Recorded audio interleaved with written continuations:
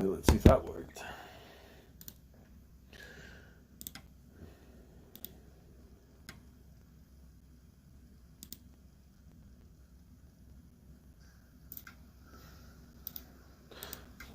Looks like it.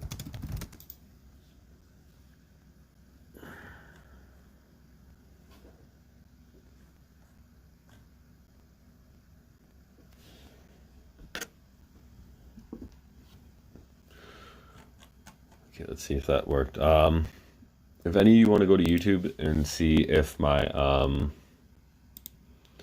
YouTube is displaying a live video or not.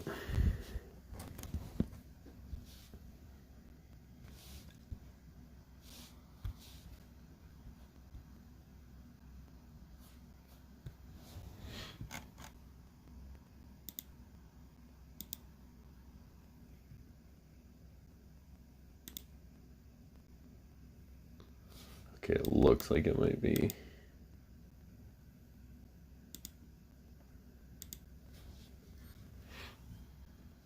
Okay, it looks like it might be.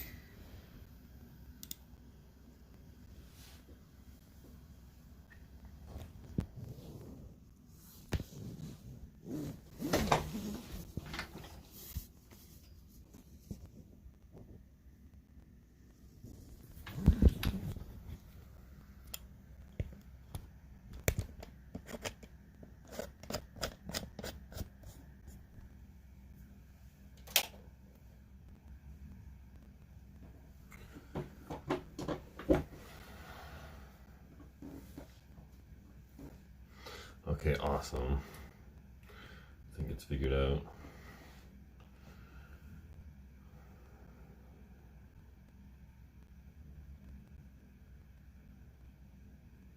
Awesome.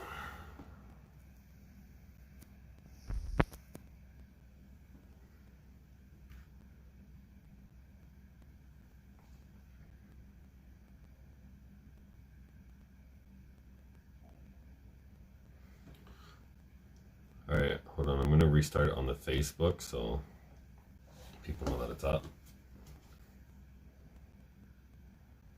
What am I doing?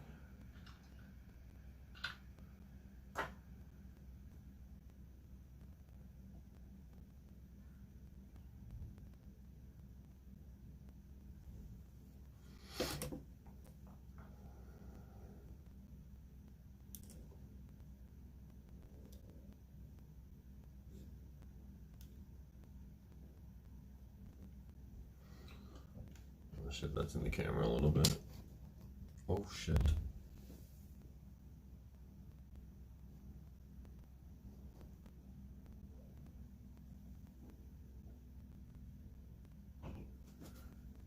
All right, hold on, guys.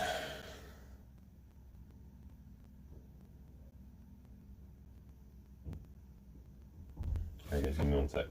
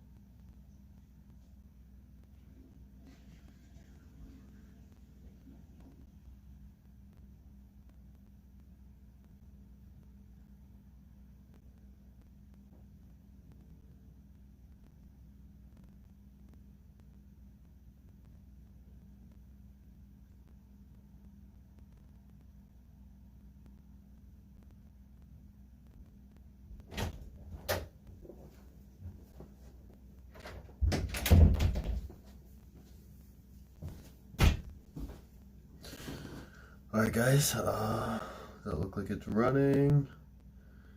Alright, that's up, that's working. Alright, yeah, it looks like it's all good.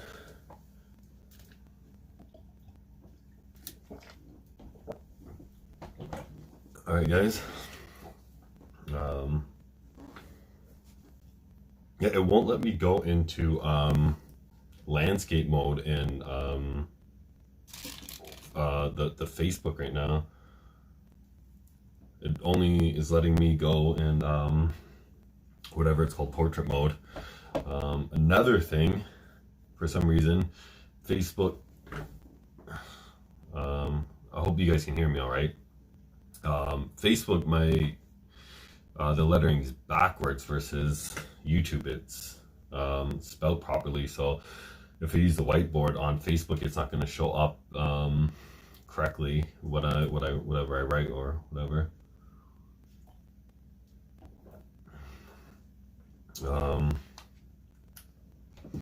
So yeah, let's get this started. I suppose. So yeah, guys, I'm gonna answer some questions.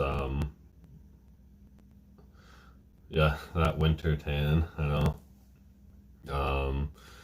DB said, can I use Dbol year round? Asking because it's almost the best drug for my body. I don't like any form of TRT or any drug year round. Yeah, I don't like any. So if you absolutely had to go on TRT and you're, you know, whether it's primary or secondary hypogonadism, then yeah, you know, you have to go on some form of TRT, but I do not like any form of TRT. So if you're asking for Dbol year round as a form of TRT and you actually absolutely don't need TRT, no, I wouldn't.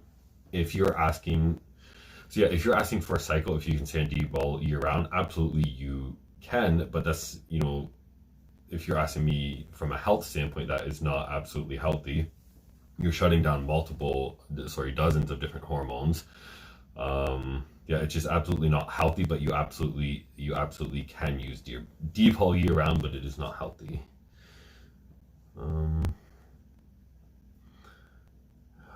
Hey man, how do you suggest someone get back into the swing of things after 2+ months of lockdown and no training? A 6-week bulk with a lot of food and then cut to shave off the fat.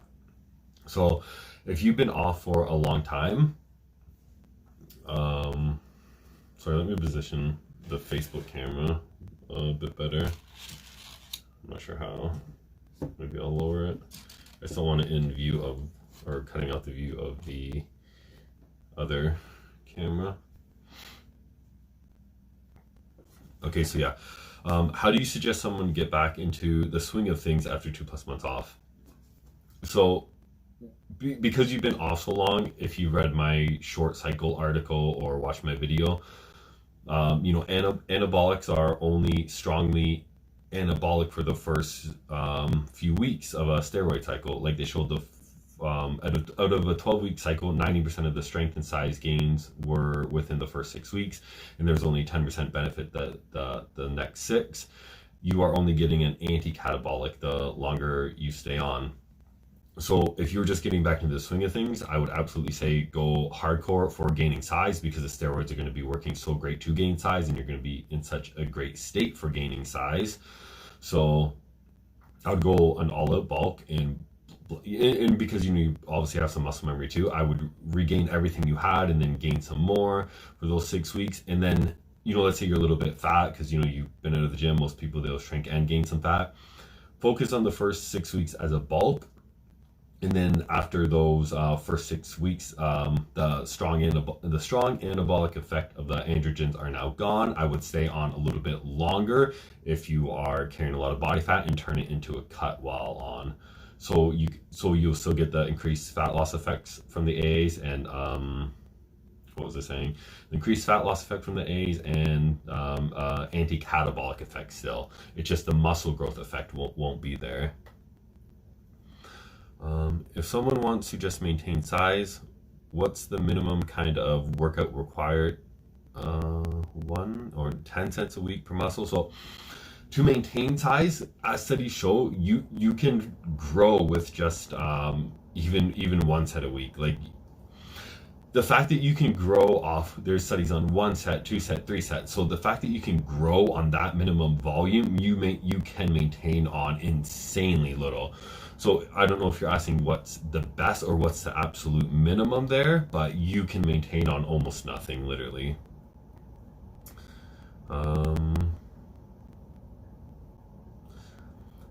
Thank you. And thoughts on L-carnitine injectable for a cut? When it's injectable, you know, it has a little bit more bigger benefits in certain areas. It is absolutely, is it needed for the androgen receptor benefits? No, it's absolutely not.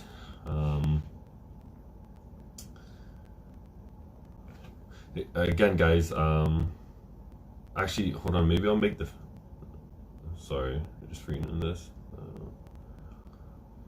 How many Dbol cycles would you suggest to take in a year for, how many Dbol cycles would you suggest to take in a year for the best keepable gains? I'm not sure exactly what you mean by that. If you could reword it, you know, whatever you gain from a cycle, you are going to keep it besides the water weight that goes away. Unless you're 270 pounds lean, you are not going to lose a whole bunch of muscle and it's going to just disappear. So I'm not exactly sure what you're asking, but if that's what I think what you're asking, again, if you're not 270 pounds lean, you're not going to lose any muscle. Guys, I'm going to, on my Facebook, I'm going to bring this to my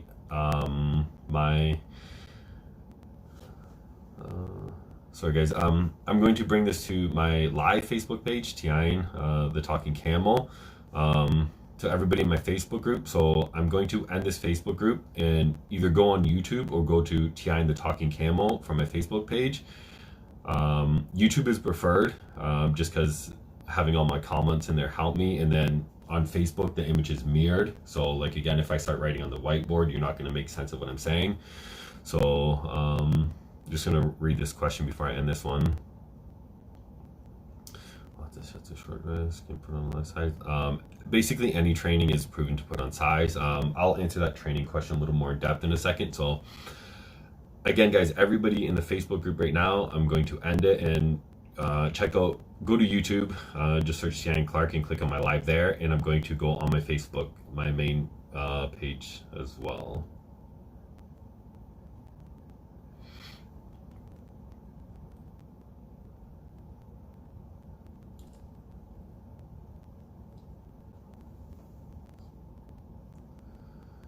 Okay.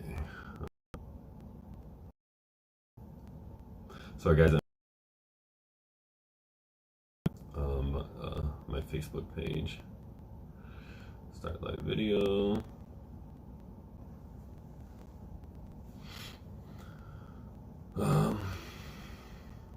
Tian, you skipped my question. Socializer. I think you posted it on. Oh no, never mind. You the nandrolone with HCG better than Deca only because you produce more estrogen.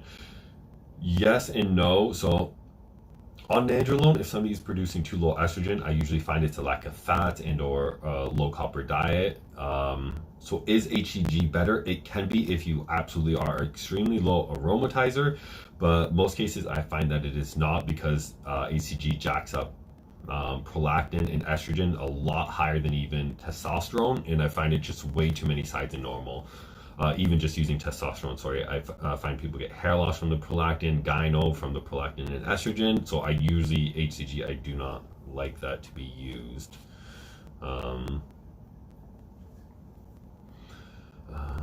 Samuel, don't lower food intake when you go off Dbol, and it's very difficult to lose those gains. Correct. That's to a previous question.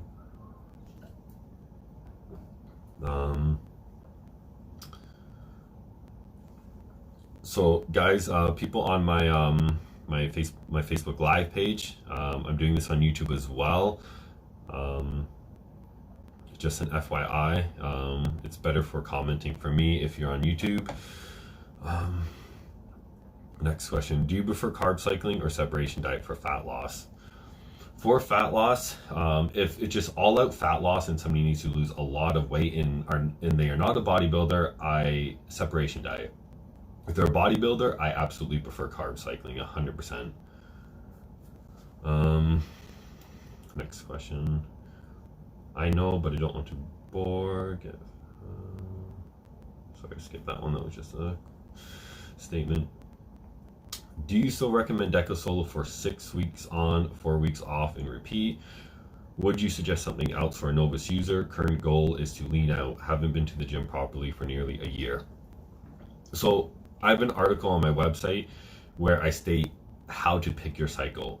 And I go in depth in there on dosages and, like what's the minimum, because if you're going to shut yourself down, you might as well shut yourself down for a good benefit, right? Not something really low dose. And then the maximum.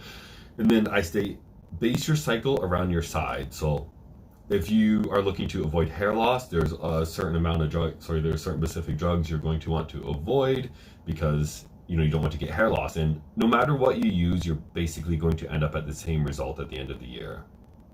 So whether you use test to get there or Deca to use there, it doesn't overly matter. It's mostly your diet and training. So you using a drug that's going to cause you hair loss if you don't want hair loss, when you could have, like using test over Deca is silly because they're both going to net you the same results basically. So base your cycles off what sides you want to avoid.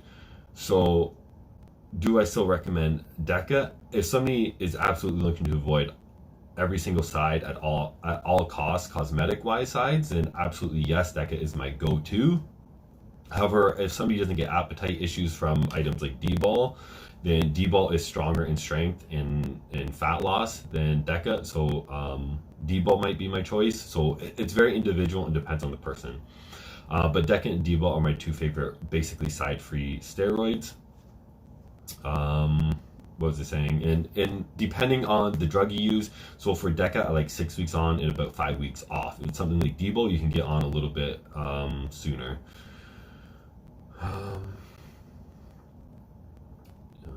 What else? What do I think about IFG1 LR3? It's pretty useless and kind of a waste of money. If you're hoping for muscle growth out of it, you're not going to get muscle growth. 40 years of studies on GH has shown even mega doses, 27 IU a day, and even in athletes, there's no muscle growth, yet they saw bone growth and tendon growth, and bone and tendon growth is so much more harder to obtain than muscle growth. So yeah, you're wasting, it's a big waste of money if you're hoping muscle growth out of it. What would you, everybody on my Facebook again, I'm doing this on YouTube. I'm not going to stay on Facebook. I'm probably going to switch to Instagram. So YouTube is going to be the main one I'm keeping up for my live right now, just so I can hit my Instagram users as well. So I might end this one, just a heads up. T, what would you need to do to reverse thyroid shutdown from long-term keto? And do you know your thyroid is affected? So it's proven low carbs cut your thyroid hormone production. They lower it. Crap, guys, you're going too fast on Facebook. So to kick thyroid back up, it depends on the issue, what caused it. If it was just from keto, just eat a lot of carbs. It should kick it up. Ensure all your nutrients are in there, such as iodine, selenium, needed for T4 to T3 conversion. It's mainly a carb issue that caused it though. So make sure, just add carbs back and get the nutrients you need. You need, potassium for thyroid hormone sensitivity and the conversion. You need polyunsaturated fats for the sensitivity as well. Because, it doesn't just matter your serum levels, your sensitivity for thyroid hormone to the receptor matters a lot too. Sorry guys, I'm missing the question on Facebook. Abe says, can you whiteboard what diminishing returns would look like on the whiteboard after 6 weeks? Again, guys, I'm not sure if you can see my whiteboard too well on Facebook, so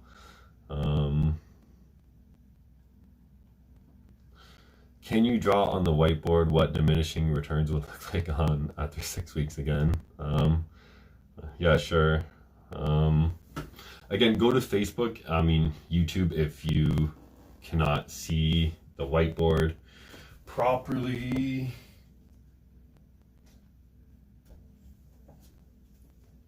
All right, can you guys see that?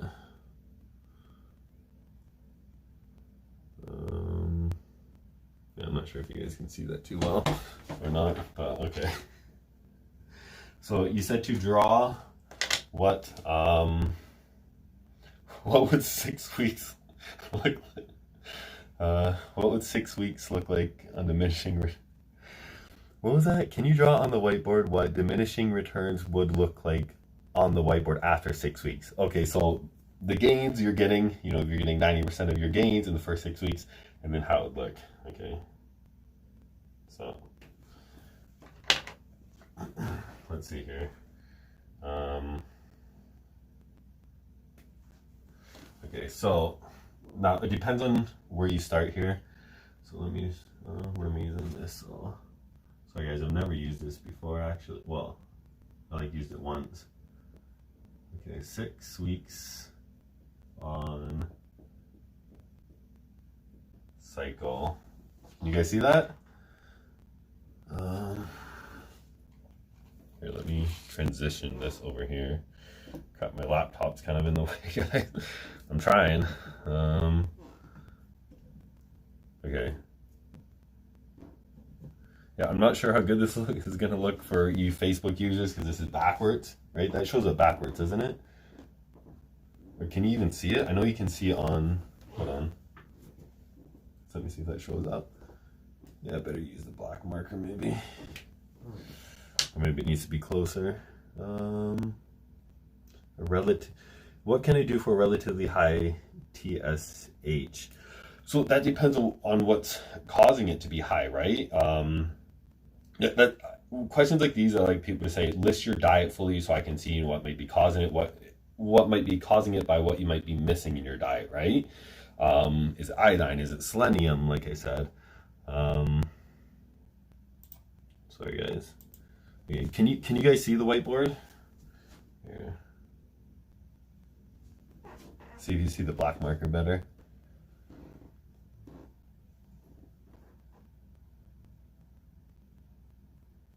Yeah, I guess you can see the black marker better. Hold on. There's still 9 users on Facebook.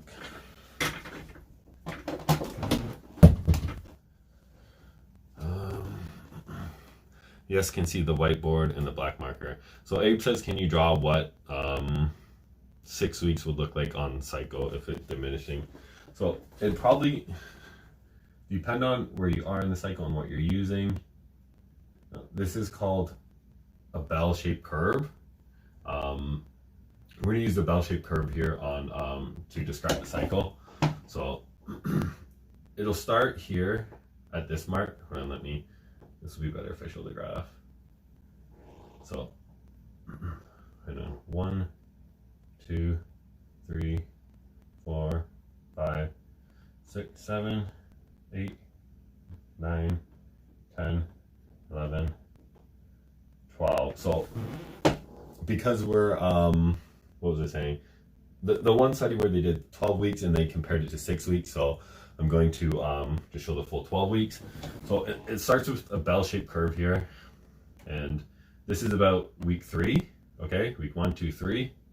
Then here, I'll draw. This is the full picture when it comes to week 12. Okay. And then from week 4 to week 12, it matches up right there. Okay. So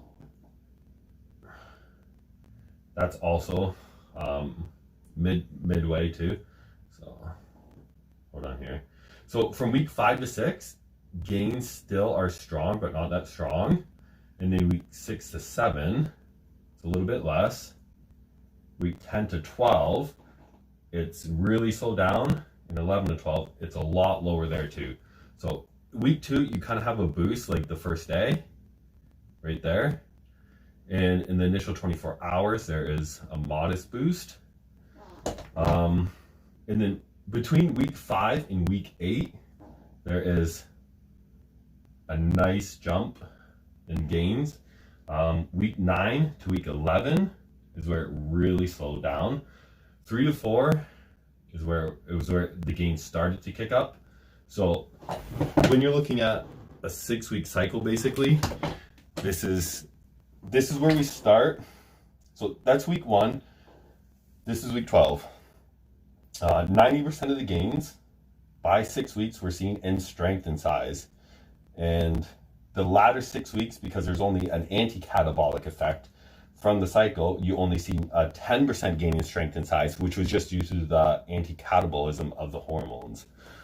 So that's basically, Abe says, makes sense, totally understand now that I see it. So that's midweek mark, right?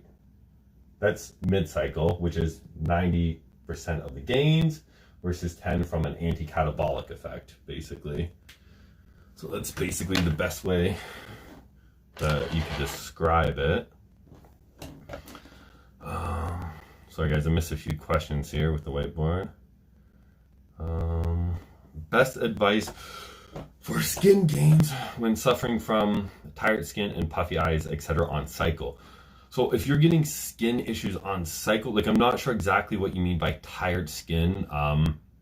If your skin starts getting dry on cycle, usually that's an issue of, let's say you're estrogen low, maybe you're taking an anti-estrogen, or a lot of issues that I find with people when they start a cycle is that let's say they're starting a cutting cycle. So they change your diet completely and they start eating less fats. And when they're eating less fats, their skin goes dry, or they go from eating a crap diet that's full of sodium, fats, and milk, so lots of calcium, all the things important for your skin. Then they get off that crap food diet and they start eating too clean. And when I say too clean, I mean like, chicken and rice, things that are all very low sodium, very low calcium, all things important for your skin. So you ditch important electrolytes for hydration for the skin. You ditch adequate fat and specific healthy fats for your skin. So it depends if it's actually from the cycle or if it's from your diet changing. That's a very important thing to distinguish, is what I usually start off with. Thank you, man. I will have a look at the website too.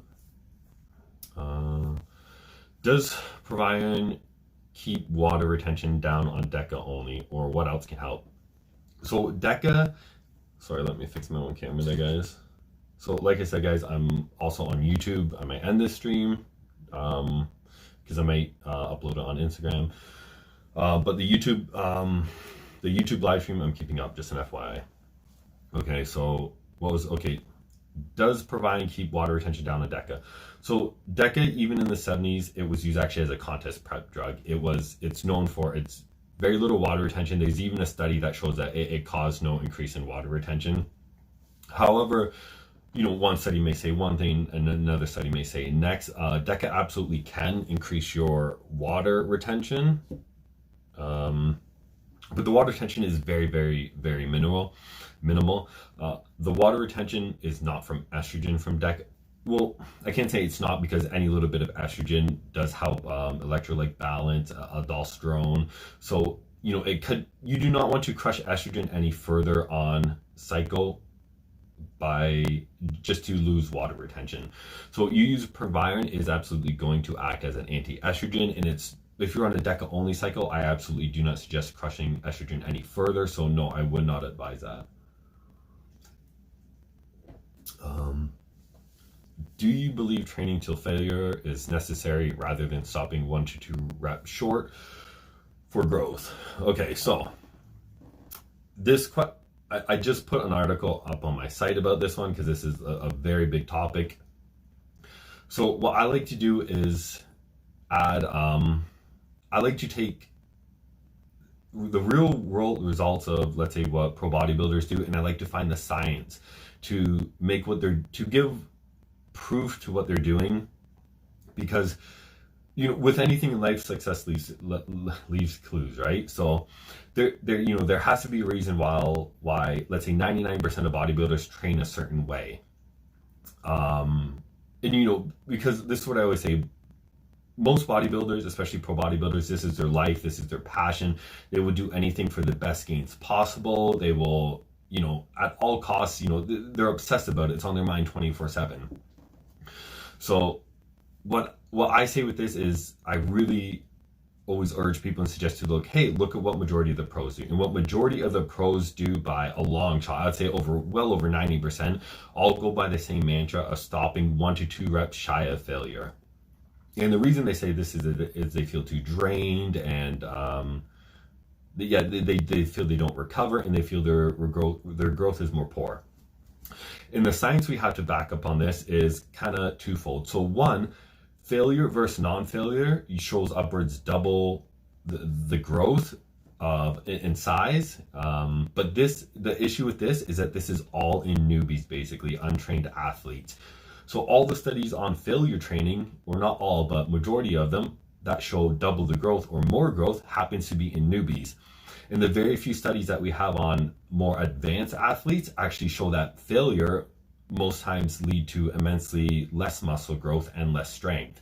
So that is a very individual question. If you are an advanced athlete, likely you want to avoid failure.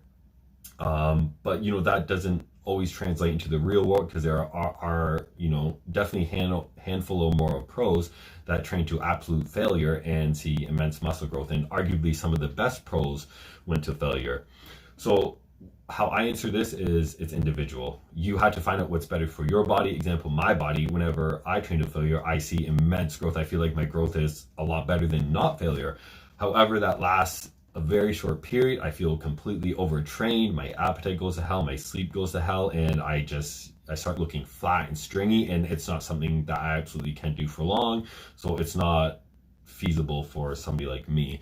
And I find 9 times out of 10 that most people, especially if they're advanced, do better without failure. Are you on cycle right now? If not, when are you planning to start? My last proper cycle was probably about 3 years ago. Maybe it was a little bit longer, actually. For some reason, I think I saw an old picture, and I think it might have been 2016. So it's absolutely been a very long time. But since then, when I did my last proper cycle, I started a couple cycles, maybe 2 or 3, where I started for like 1 or 2 weeks, and I started to get in the swing of things, and I was just like, no, I mentally just was not into it. Like, I can't continue this eating. Like, I don't want to do it. The passion or obsession just wasn't there, and it's like, I'm calling it quits. And then the very last time I started, I went really hard. I was like, okay, I'm so amped up, I want to do this. And I gave myself Rabidol, because rhabdomyolysis, because it just went too hard. And then that was last summer. Before that, again. So yeah, it's been a very long time since I've actually done a proper cycle and even worked out. But I plan to start in the next couple of weeks, probably, just so, better my persona, you know what I mean? Like, look the part more, just for YouTube is one of the main reasons. So in the next couple of weeks, I probably plan to start. What's that question saying? What do you think about having a high fasted blood glucose, but your HbA1c is fine? I finished my workout at 6 p.m. and have my majority of carbs, 400 grams between 6 p.m. before bed. This can be the cause. Sorry, I can't see the full question. Can this be the cause of high fasted BG? Absolutely it can. There is an immense amount, especially, so slow gastric emptying is related to high BG. That's well proven in studies. So if you're at nighttime, your digestion is a lot slower, because cortisol is a lot lower.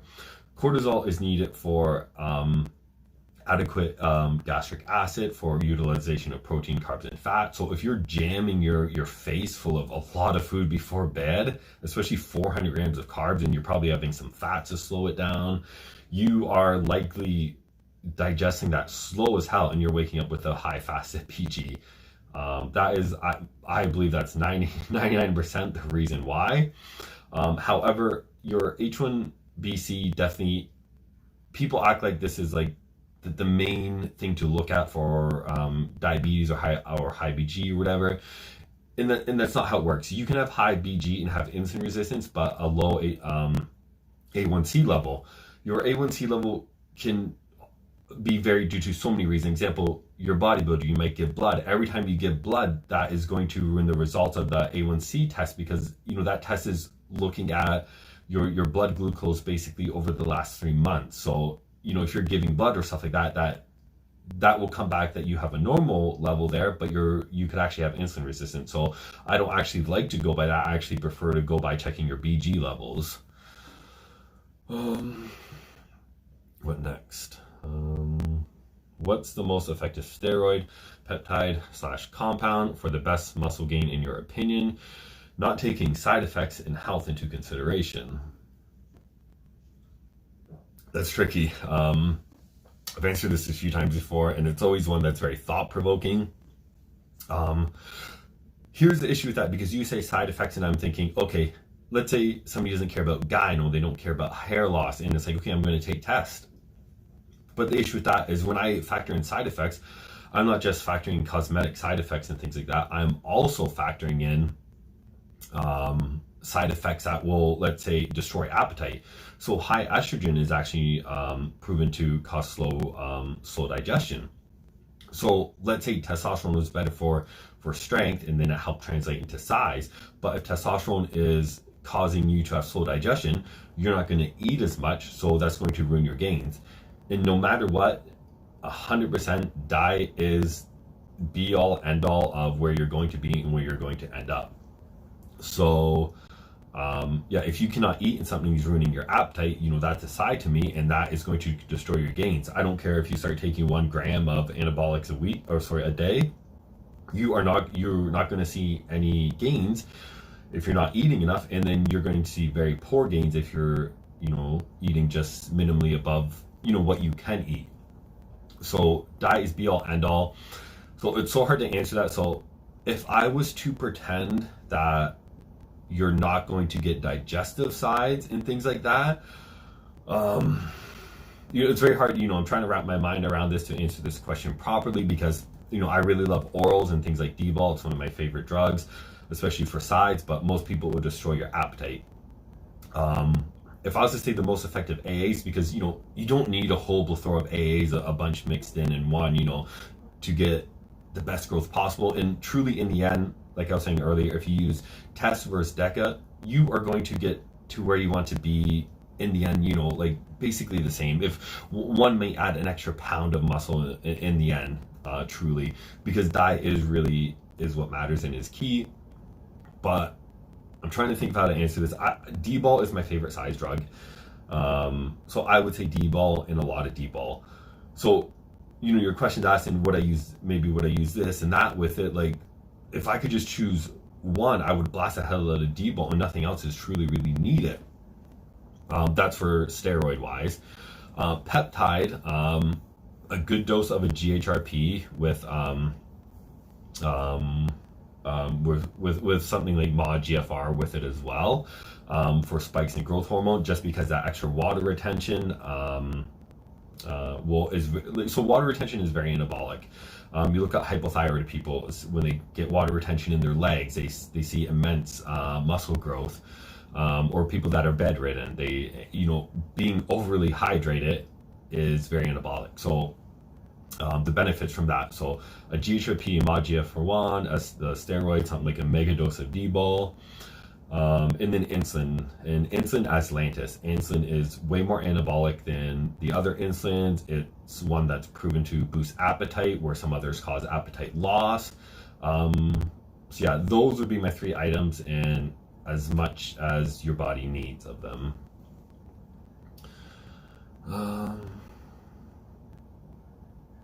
Good description.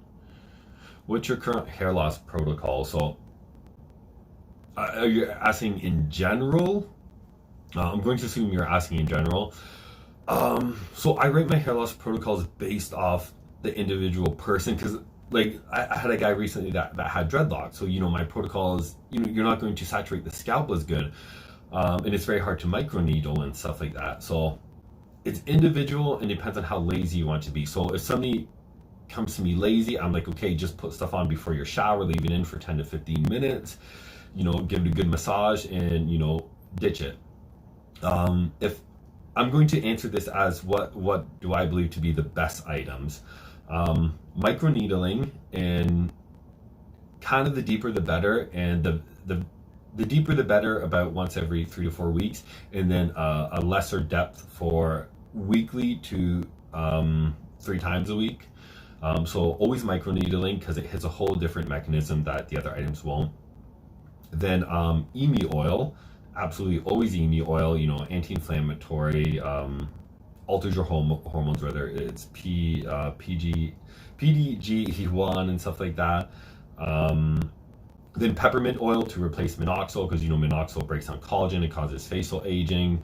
Peppermint oil would take care of the circulation. So those are my 3 main items: peppermint oil for circulation and helps a few other areas, EME oil, and microneedling. Those are the 3 big things, if I'm to sum it up as to use. But there is, a million different items that are proven to help hair loss, and you just get into a huge list of, okay, I'm going to wake up and apply 100 different things. Like, that's not feasible. But if I'm to make the list a little bit bigger, ketoconazole cream, Nizoral cream, and the biestrogen cream, in a topical GLA supplement like evening primrose oil, and then that's just for the topicals. Internally, always GLA thing like hemp seeds, or black currant oil, or evening primrose oil, because as we age and things like the Western diet, dairy and gluten as well lower the D6D enzyme, which is so important for hair growth, all of our hair growth hormones and anti-hair loss hormones.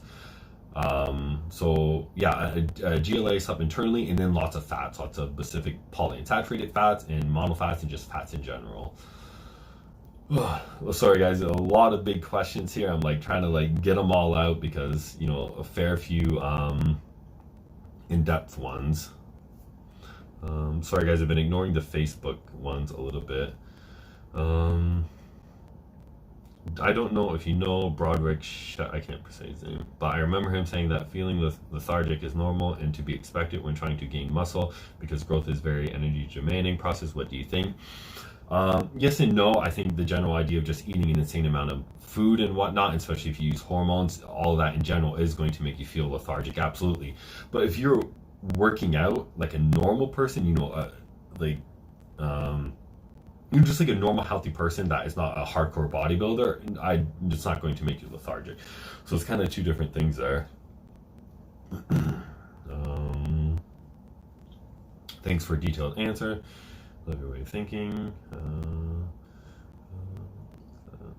What do I think about RU58441? It's one of those items where, there's a million different hair loss things, items, and this is proven in study, that's proven in study on animals, this humans, this and that. And then there's with the hair loss, because there is literally a million different things that help hair loss, and if you were to use them all, you're just using too much, and nobody's going to stick to it. I don't ever suggest it. It's not up on my list. I feel there's a million better other items. Does it work? Well, it's proven to.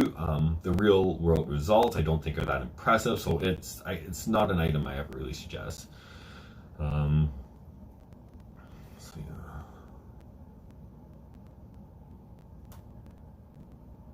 Sorry guys, I'm trying to catch up on the Facebook ones too. What do you think about having, I read that one.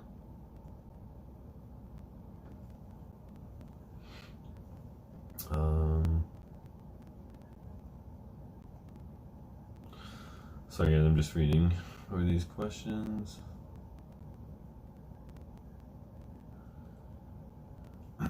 Is there a maximum amount of time to stay on surplus when growth can't happen anymore? And also, do you use mini cuts with your clients? Is there a maximum of time to stay on a surplus when growth? So yes and no. No in the fact that I believe, you're still seeing results, keep going, keep growing. But so the way I base my cycles is based off 6 weeks of growth periods, because if you read my short cycle versus long cycle, I'm kind of repeating myself again here. Anabolics are only anabolic really for the first 6 weeks. The rest of the time on, there's only an anti-catabolic effect. So all I guys do, blast the hell out of their growth phase for the first 6 weeks and try and gain as much mass as possible. And after those 6 weeks, you are kind of, you're only getting anti-catabolic effects. So that's when I like guys to come off, where they go on their TRT cruise. So when that happens, I like them to still bulk for the next week or two while the anabolics are just still a little bit active, and then go into a mini cut, not an aggressive cut, just a mini cut. So yeah, that's basically how I plan things out. You could go for longer, but to me it's futile because you're not really anabolic anymore.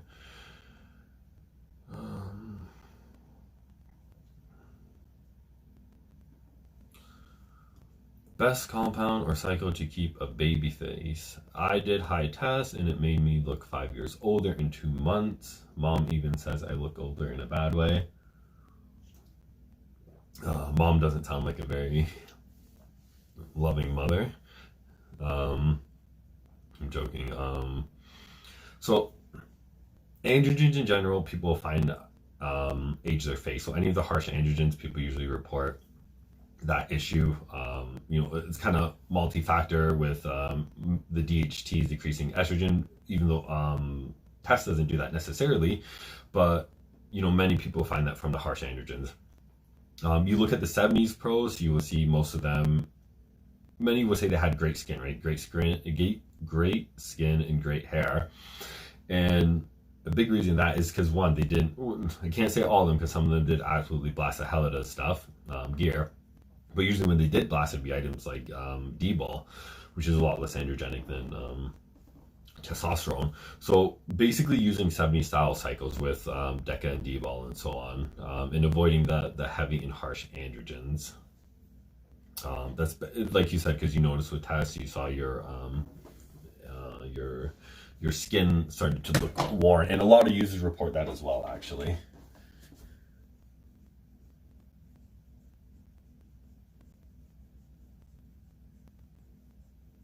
Sorry guys, give me 1 second.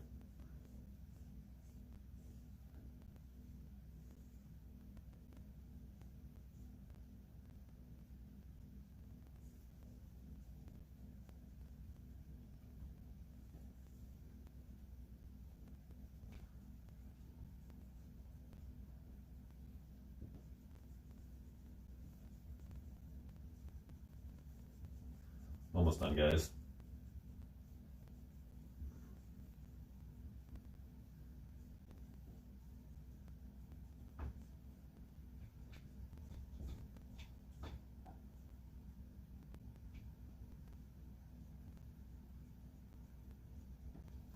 So just in case I use that in a minute.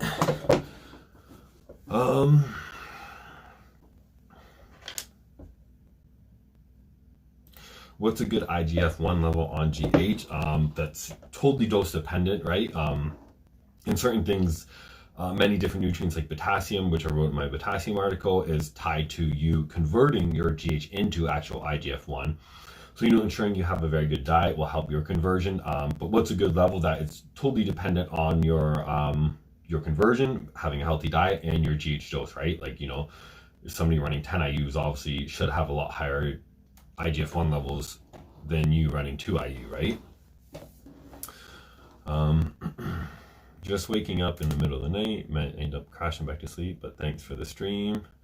What are some of your, sorry, let me check that. What are some of your favorite differences in diet for females versus males, specifically if a woman is wanting to have a kid soon?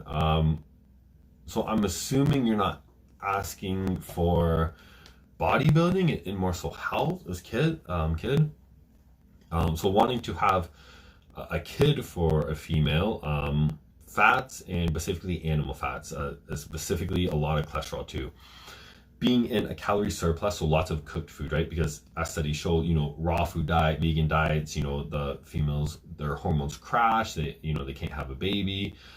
So a lot of fats, being in a surplus and a lot of fats, and obviously, like a healthy diet, anti-inflammatory, not processed junk, obviously that's a given, but fats and animal fat to make sure her hormones are adequate, and that is like the number one thing for sure.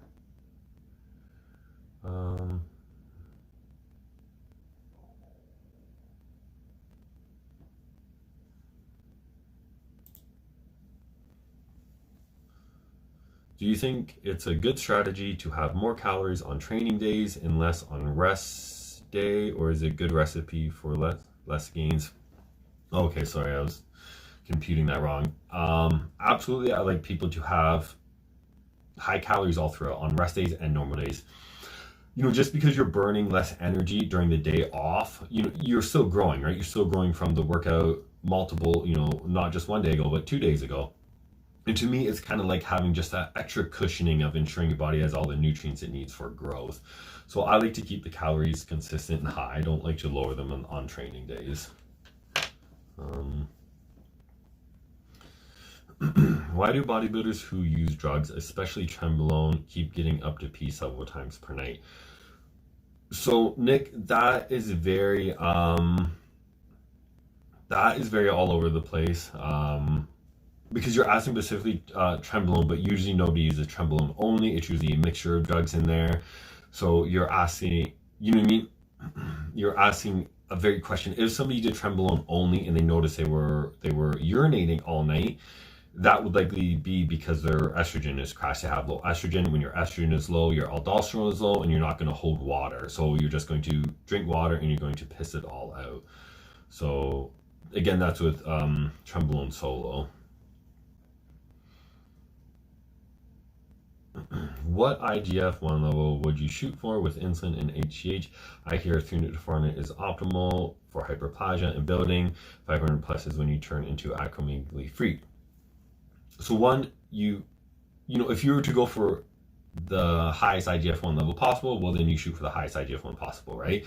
You asking that, if you were on 10 IU, your IGF-1 should be a lot higher. If you were on 2 IU, that's different. And then you can't factor that in because, again, it depends on your conversion, and then different insulins will raise IGF-1 differently, right? Like Lantus had a very low dose, almost doubled IGF-1. But to answer fully into that question, as I answered this already earlier, there's 40 years of studies on HGH, and out of 40 years of studies, they went up to 27 IU a day. They tested on athletes, people who are working out, and not a single study could show actual muscle growth or hyperplasia. What studies showed with GH, which any bodybuilder will tell you, you take GH, within the first week, you'll shoot up almost 10 pounds depending on the dose. That is all water weight. Studies on GH show an increase in lean body mass via water weight only. Every single study where they did muscle biopsy on mega doses of GH and athletes, they cannot show a single speck of muscle growth. And the key point here to prove this further is that bone and tendon is immensely harder to grow than muscle. If you're growing your bones and your tendons, it's such a more taxing thing on your body and more difficult to do. So if people within weeks and months and on low doses and high doses are seeing bone and tendon growth, and then they check the muscle, they cut it open they take a chunk, a biopsy, and they show zero muscle growth, which muscle is insanely easy to grow in this context, it's proving further that HGH does not cause muscle growth. It is a myth. It is a bro lore. On my Facebook page, TI and the Talking Camel. I think I have it on my website, TI.com too. Go look for my GH article. I list all the studies. It does not cause muscle growth. And if it did cause muscle growth, all the bodybuilders, hyperplasia specifically, all the bodybuilders that got to 280 pounds, they wouldn't be able to shrink down to normal humans again. But we see exactly that happen. If you are 280 pounds of hyperplasia, no matter how much those muscle cells shrink, let's say I have 1,000 muscle cells in my bicep. You hyperplasia the shit of your biceps and you have 2,000 muscle cells. No matter what, you would still be immensely bigger than a normal person without training, without drugs, and you would never be able to go to a normal size again. And we do not see that happening. The studies back it up. You're wasting your time if you're trying to use GH for that specific purpose. You recommended eating liver, but is there a max amount of liver to not exceed weekly? I have 300 grams of chicken liver every other day. Also, doesn't matter if it's beef, chicken, or turkey. So with diet, I tell everybody variety is key. No matter what, for health, variety, variety, variety. So you asked me, should I eat beef, chicken, or turkey? I think you should eat them all. You should eat everything. Variety is key. Each different liver has extremely different values of different micronutrients, and to ensure you're getting adequate amount and not at a balance, you always eat a variety. Is there a max amount? So some people worry about vitamin A toxicity. Here's the thing, with supplements like 10 to 20 KIU a day of vitamin A, we see toxicity levels. With liver though, there is tribes and cultures out there that eat millions of IU and they do not see those side effects. Can you overdo on the A? Absolutely you can, especially with the lack of vitamin D that normal people get today. You absolutely can with the liver. So it depends on your diet. If you're getting adequate vitamin D and sunlight, I would cut the liver back a little bit. But if you're out in the sun all the time, you might actually need more vitamin A, because too much of one vitamin, too much of one mineral, they'll offset each other.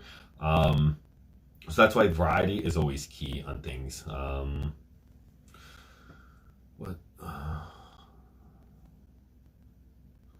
Do you like berberine? If yes, how would you take it on cycle while using insulin? Absolutely not. I'm not sure if you know what mTOR is, but mTOR is a very big factor in muscle growth. I do not like metformin and berberine for this for the very same reason, and their effects on mTOR. You are going to inhibit your gains. You're going to worsen your gains, all for a benefit that you don't need. You're taking insulin, you don't need to increase insulin sensitivity on cycle. The insulin is taking care of your insulin and your nutrients getting into the muscle, right? I absolutely do not like it. It's not worth it. If you need it, if your insulin sensitivity is shit, you should fix it before the cycle. Ensure all the nutrients are there. Potassium is needed for insulin production, insulin sensitivity. Chromium, magnesium is a major importance in insulin sensitivity as well. If your insulin sensitivity is bad on cycle or whatever, you fix it before, you fix it on with the nutrients that you need to have proper insulin sensitivity, not with items like those. And again, while you're on cycle, the insulin is covering your sensitivity is less of a worry. When trying to gain muscle, do you think just hitting a steps target for the day, 8,000 to 10,000, is enough to keep good insulin sensitivity? And is digestion or throwing some formal cardio session necessary? You should not need to do any steps to keep your insulin sensitivity in check. I mean, yes, absolutely, you should be active. Like, if you're bedridden, like, your insulin sensitivity is going to be poor, very poor. But you're exercising, you shouldn't need to be going out of your way. And I'm not saying don't do cardio, it's good for you, it's healthy, whatever. But I'm saying don't look at it as you need to do a certain amount of this or that to be healthy, because if your insulin sensitivity is going to shift for some reason, it is likely something else. Fix the issue that's causing it. As I just said to the prior question, is your potassium, is your magnesium, is your chromium. You shouldn't need to be constantly keeping things in check. Something else is very off if you're having to do that. Is good for digestion or throwing off? I'm not sure how you worded that. I'm a little bit confused on that last one. Cardio can be good for digestion, absolutely.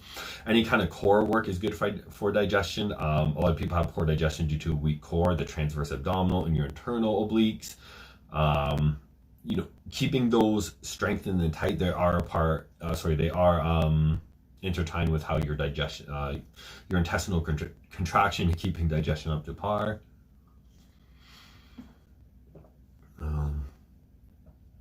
Your research says gear and insulin is all you need to get hyperplasia, and HGH is merely a skin anti-aging and fat burner at 1 to 2 IU. That's basic. Yes, that's basically what I promote it for. Insulin has not necessarily been shown to cause hyperplasia in grown adults, but as I quote in my study, it's something that is more, I would say, has more merit to it than HGH is the main thing I pointed out. And I absolutely do not like HGH even at 1 to 2 IU. maybe for if you need fat loss benefits, I would much rather a natural release of something like GHRP, so it less insulin resistant sides, and it's more natural spike, right? It's not a constant release, because many people also don't know this, but HGH, just like you have a receptor for thyroid, insulin, your androgens, you actually have a GH receptor too. And prolonged GH use, so GH is, most people use it every day. When you're using it every day, because of its long half-life, it's actually been shown to cause GH receptor resistance. So I don't like it for multiple reasons. GHRP is much cheaper, it's much better in my eyes. Sorry if you already answered this, but I have terrible night sweats on Deca. Can it be the cause, and is there any solutions? Well, my first question is, are you using it with testosterone or any other drug? Progesterone and estrogen, they control your sweating. I'm trying to think of the word here, guys. Your sweating. What is the word I'm thinking of? They control your sweating set point. That's not the word I'm thinking. It's the word I'm going to use. They control your sweating set point to heat. So, and they're in opposing, right? When your estrogen is high, you will sweat easier to heat than versus when your estrogen is low, and vice versa for progesterone. When progesterone is high, you won't sweat as easily to heat as you would when your progesterone is low. So it depends on what outs you're running on, what might be the cause. Most people notice night sweats on the progesterones when their estrogen is high. So if you're using testosterone or Dbol with it. Blast and cruise is optimal long-term, or blast and PCT? I noticed last time I blasted, my face aged, then I cruised and my face stayed aged. I absolutely prefer to PCT or come off. When you stay on cycle, you are keeping a plethora of other hormones shut down. Even when it's on TRT, your thyroid hormone is staying low, which is needed for so many processes in your body. Your adrenal hormones stay low. So many hormones in your body are staying low, and whether it's things for health, like your skin, collagen production, and everything, like you are hurting your body so badly by staying on. Again, if you have very low testosterone and you need TRT, there is a lot of benefits to being on TRT, because low test, low E is heart disease, but so is high E. It's if you absolutely are not shut down in kind of PCT, you're going to be a lot better off if you PCT health wise.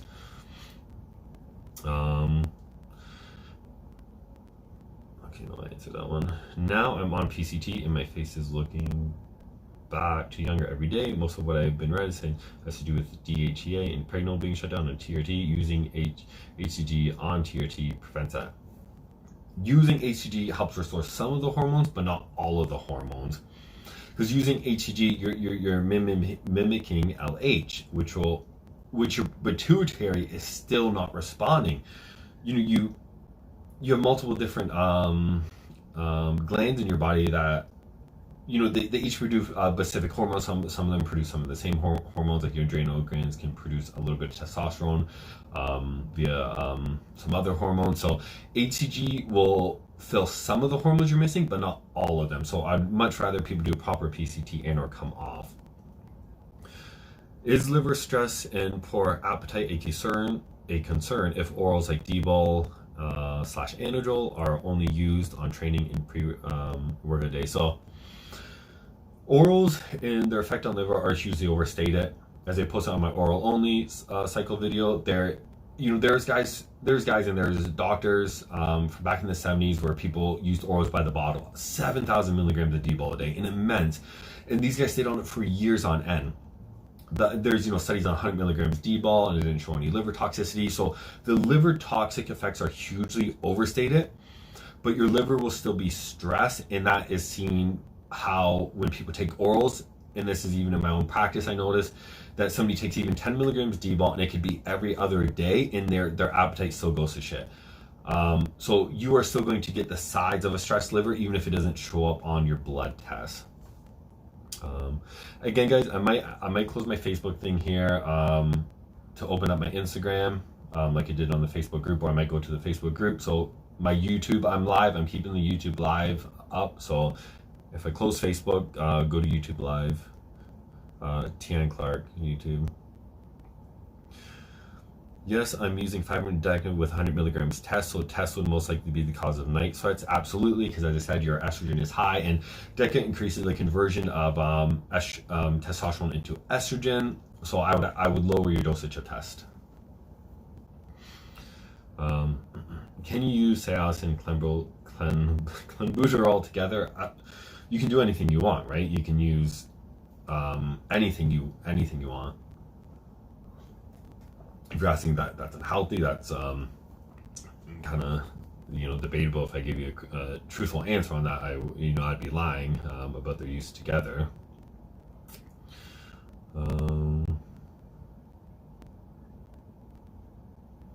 Why do we notice less sides from AAs if we add GH and GHRP?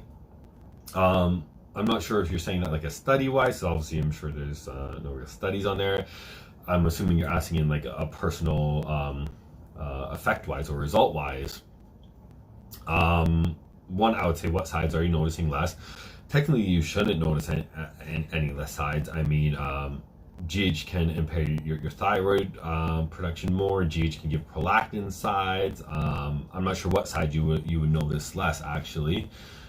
Usually people when they add GH you notice more sides, like guys will, because of the prolactin increase, they won't have hair loss. They add a little bit of GH and they actually see some hair loss. They see worsening of gyno, and they were on a mega dose of test, they had no gyno, they add GH and they finally see gyno. So I'd say that's a very more individual thing that you're experiencing, probably, that you're noticing less. Deca Dbol for 6 or 8 or 12 weeks is best. How long for Deca to leave system? What do while waiting for Deca to clear out? Sorry, it was a little bit worded funky. You're asking me Deca Dbol for 6 to 8 weeks or 12 weeks is best. I suggest you go to my website tan.com and read my short versus long cycle article. So there's studies on steroids where they did them for 12 weeks. I'm repeating myself again.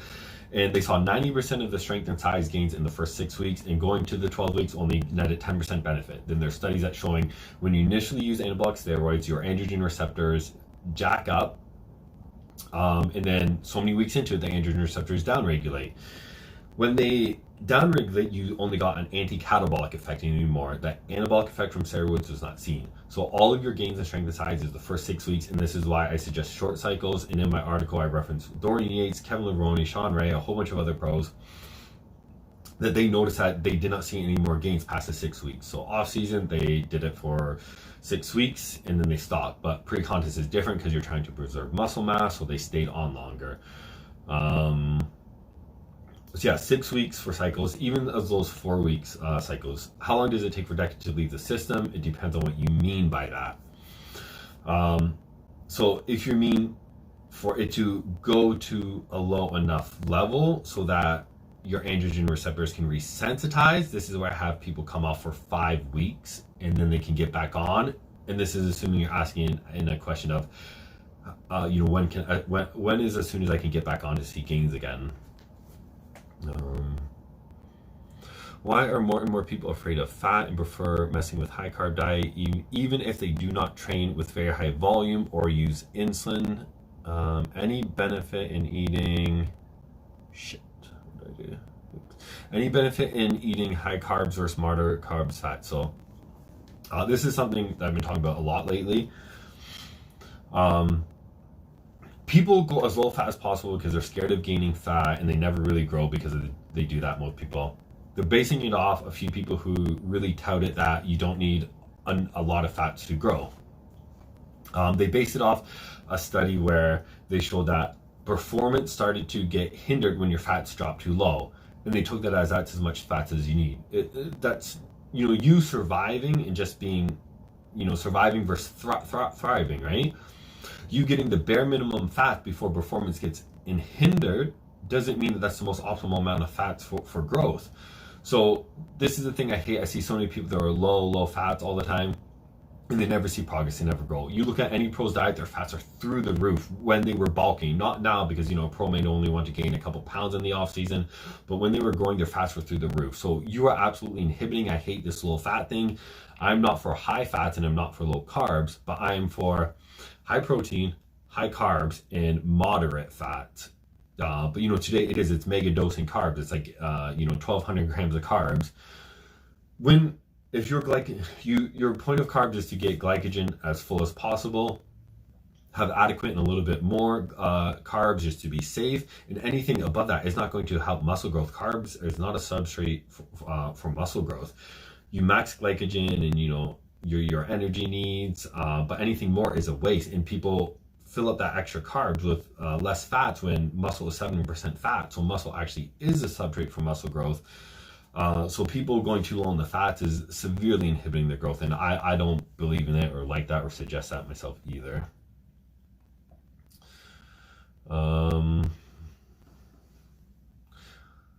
Can finasteride lead to higher fat storage near the abdominal area? I don't believe there's any. Finasteride made me lose a lot of face fat. I have hollow cheekbones. I've been eating a lot, and still my face looks like I'm starving, but I can still hold belly fat.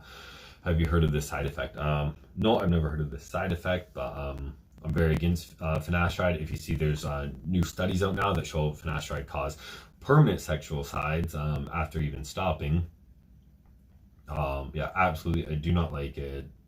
I'm sure you're asking because you're probably noticing side effects and looked up on yourself. There's a whole plethora of horrid side effects from finasteride that sorry, I lost my track. I was reading something. All right, I'm just gonna go get a drink, guys. I'll be back in like 2 minutes, so hold my chair for me.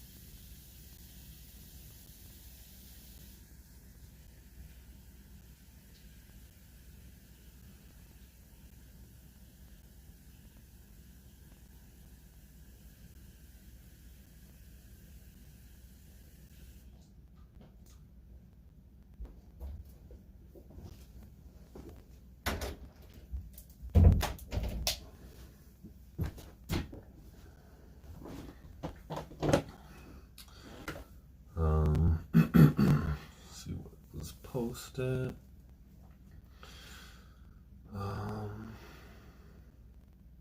What do you consider is low fat? I read somewhere that 0.8 grams a kg is the minimum. What do I consider low fat? So it's very individual. So I'm going to give you like a kind of blanket statement. It's very individual, because I have guys that eat very low calories and they're a bit bigger guys, and they will gain weight very easily. I'm going to answer that as if somebody is an average person more so. Per kg, it's so tricky for me to answer. I'm going to answer this as if I'm dealing with a client and they're like an average person, or maybe even a hard gainer. So let's say somebody's 200 pounds, for example. Their fat intake, I would vary it somewhere between probably as low as, for a 200-pound person that's moderately lean, their fat intake I'd probably have very, very as minimally as low as 70 to 80 grams. That's the absolute lowest I would go if they were somebody that gained easily, actually. And more on average for a 200-pound person, probably be around 100. I don't even want to go as low as 200 because everybody's so different. 100 to 150 for a 200-pound person. However, I've had guys that, you know, they were such poor gainers, and, you know, they were around that weight mark where I needed the fats upwards more near 200 grams. And then once, you know, I got them to that mark, they were gaining amazingly, and they were gaining very fast. So my fat intakes are definitely a decent bit higher.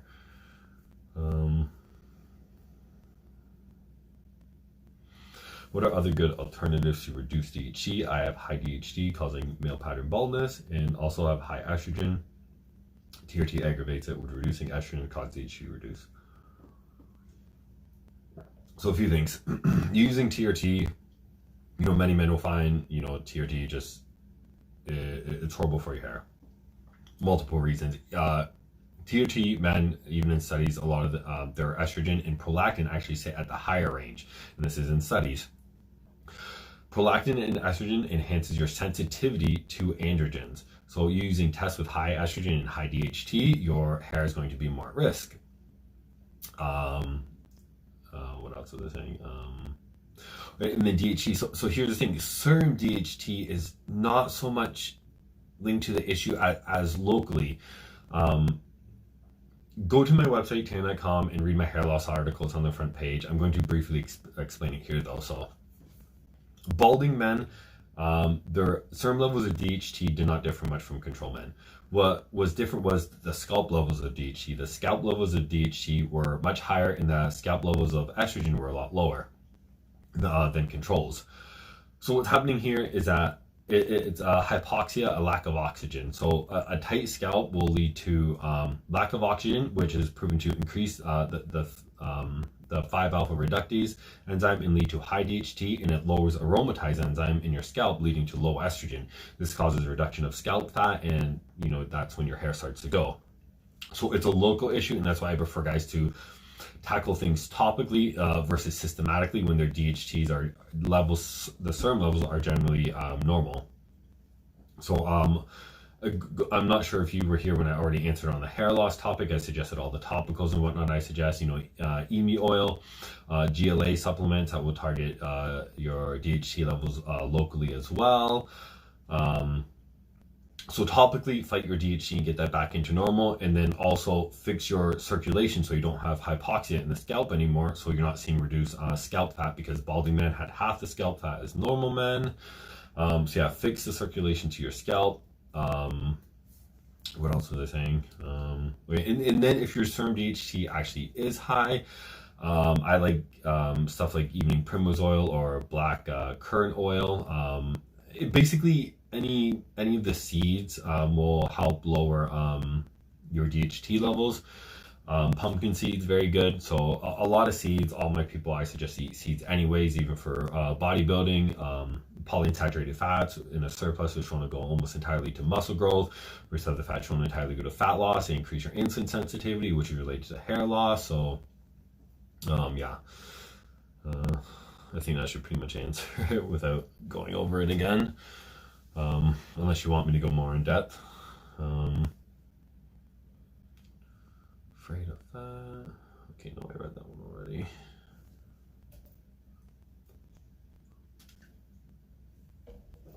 So I'm not sure if I missed questions on Facebook. No, I think I got every question.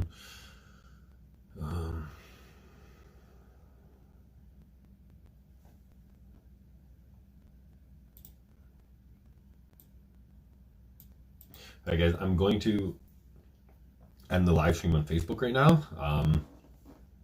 Just because I'm going to go to Instagram, just so people who are not subscribed to my YouTube, so they can see my live stream, because I only have my 2 phones going right now.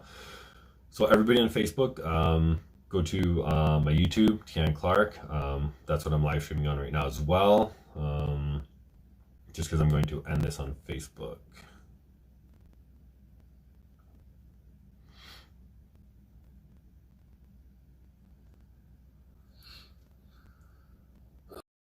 Sorry guys, I'm just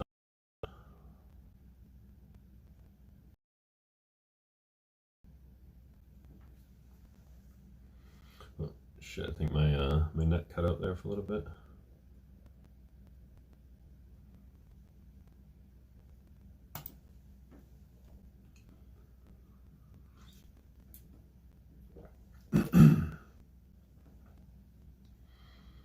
Is it true that high protein, high fat breakfasts help with insulin sensitivity rather than having carbs in breakfast? That is very, yes.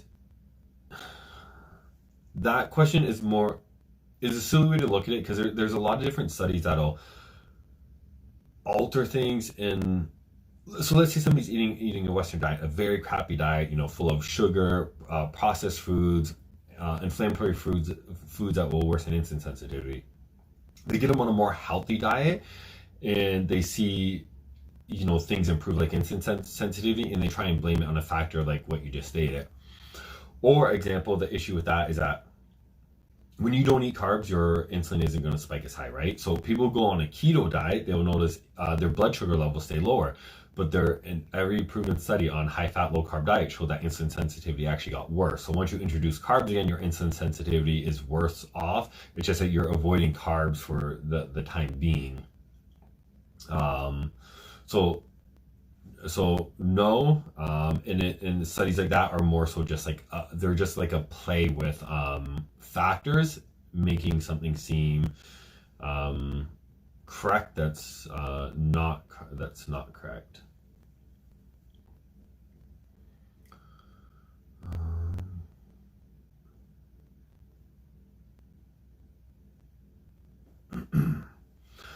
Have you heard of finasteride causing dramatic loss in face fat on a more anecdotal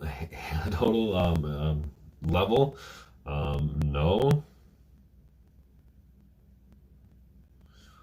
Best food, drugs, compounds, life advice to improve skin collagen synthesis.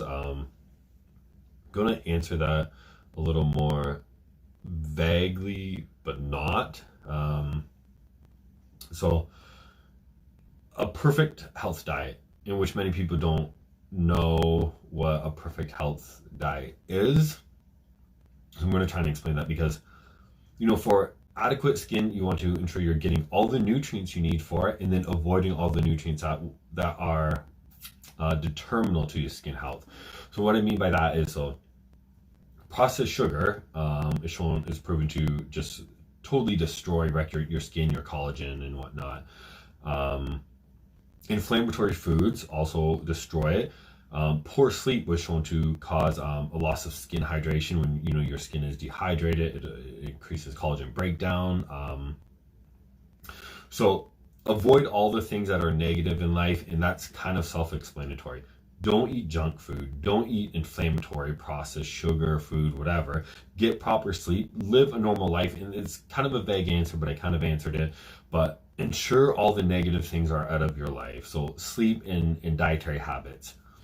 That will ensure your skin can be healthy, because without those things, it's like trying to run up a hill back or whatever.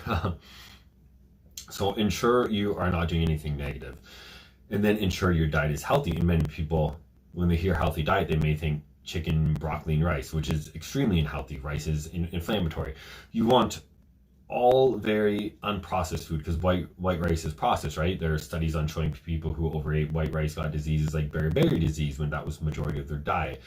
Every time you eat a processed food like white rice, whenever you eat something, your body requires so many different nutrients to utilize that macro. You go and eat white rice or processed sugar, your body's like, hey, I need B1, B2, and all these other vitamins to process that carbohydrate and protein and fats.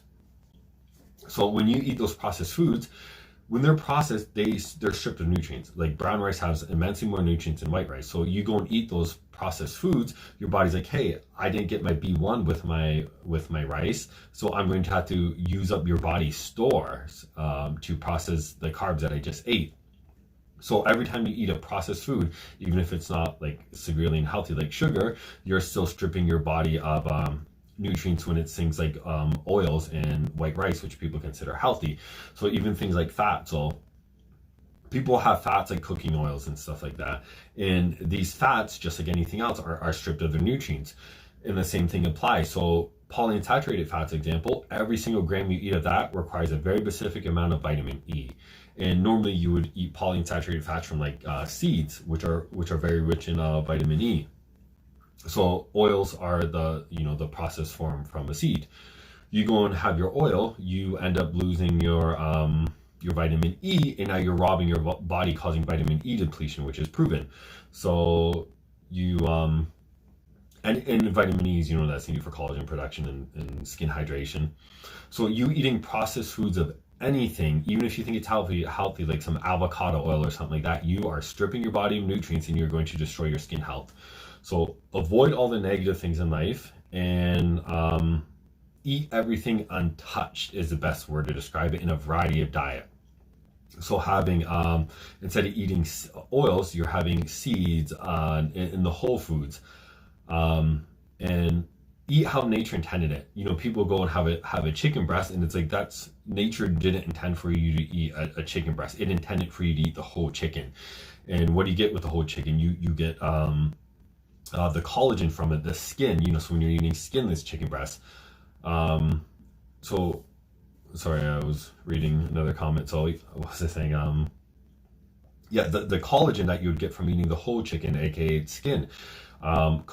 You eating muscle meat is very low in glycine and protein. When you eat collagen protein, which is in the skin, you're getting much more glycine and protein, which is very important for collagen production. So, and then fats. When you eat chicken breast, you're not getting much fat. When you eat the whole chicken, you're getting a whole bunch of fats. Your skin, example, the epidermis is made up of 60% of linoleic acid, polyunsaturated fats. So when people end up eating like a bodybuilder diet, they're lacking in polyunsaturated fats. They're getting all their fats from beef, eggs, very low sources of polyunsaturated fats. So you eating a limited diet and a processed diet is going to ensure that you have very poor skin health. So variety, eat every single animal, eat it, every single vegetable, every single carb that is untouched. So like not like oils and whatnot. What was I saying? Eat variety, eat untouched foods, eat as them whole, and avoid all those negatives. So that is my best statement to ensure, because if you go take a whole bunch of supplements, but you're eating processed sugar, stripping your body, dehydrating your skin, and stripping your body of nutrients, you're going to destroy your skin health, and nothing's going to help you. So that is my best thing. Ensure you're getting fats. Eat lots of seeds for polyunsaturated fats. Eat lots of nuts. Ensure you're getting GLA, because as we age, our bodies convert linoleic acid into gamma linoleic acid via an enzyme called D6D enzyme. This enzyme declines as we age. So, there's no way to fight that, but what we can do is get GLA specifically from the diet, but only about 4 foods on earth have this. Black currant seeds, evening primrose oil, and hemp seeds. So hemp seeds is a big thing for your skin and health that I suggest, because GLA is important for so many different prostaglandins for your skin, your hair, which helps growth and prevent aging. And this goes back to the processed diet.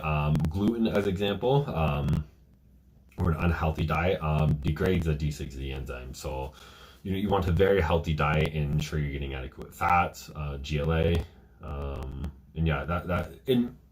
when I say get a very healthy diet, you want to make sure a very a variety of diet, because if you're just eating a bodybuilder diet, chicken, rice, this and that, you're going to be lacking so many nutrients that if you eat a variety, you're ensuring you're getting nutrients all across the board, of things like like I said, you eating a very limited diet, you're lacking your polyunsaturated fats probably, which you're going to sorry, I've just ranted like over and over again on the same thing. That is my best advice. Sometimes I suggest people to add a little bit of supplements, but again, I don't even like saying that, because you need vitamin C for collagen production, but you take vitamin C on its own, you could be depleting other nutrients, because every single nutrient, they compete with others or block others, and you're just creating a vicious cycle of trying to one up another with your vitamins. So get a varied diet. Use something like Chronometer to ensure all your micronutrients are, you know, at their best. How would you split 70 milligram dose of testosterone supplement per week? The more frequent you dose, the better. Even items like Deca with a long half-life is shown that it peaks very high in 24 hours and then it dips. So, you know, daily dosing is always best if you can. If you can, every other day. Having a low dose of Aromazin as a test booster or Clomid just need a boost. Aromazin I absolutely hate. It kind of acts as an androgen on its own. That's why people see immense hair loss with this one. If you don't suffer hair loss, sure, go ahead. This is why I say you pick your cycle or drugs based off the sides you want to avoid. Aromazin I hate just simply for the hair loss. All the AIs act kind of differently. Some raise SHGB, sex hormone. I'm going to say, guys, sorry, I'm getting tired. It's 7 a.m.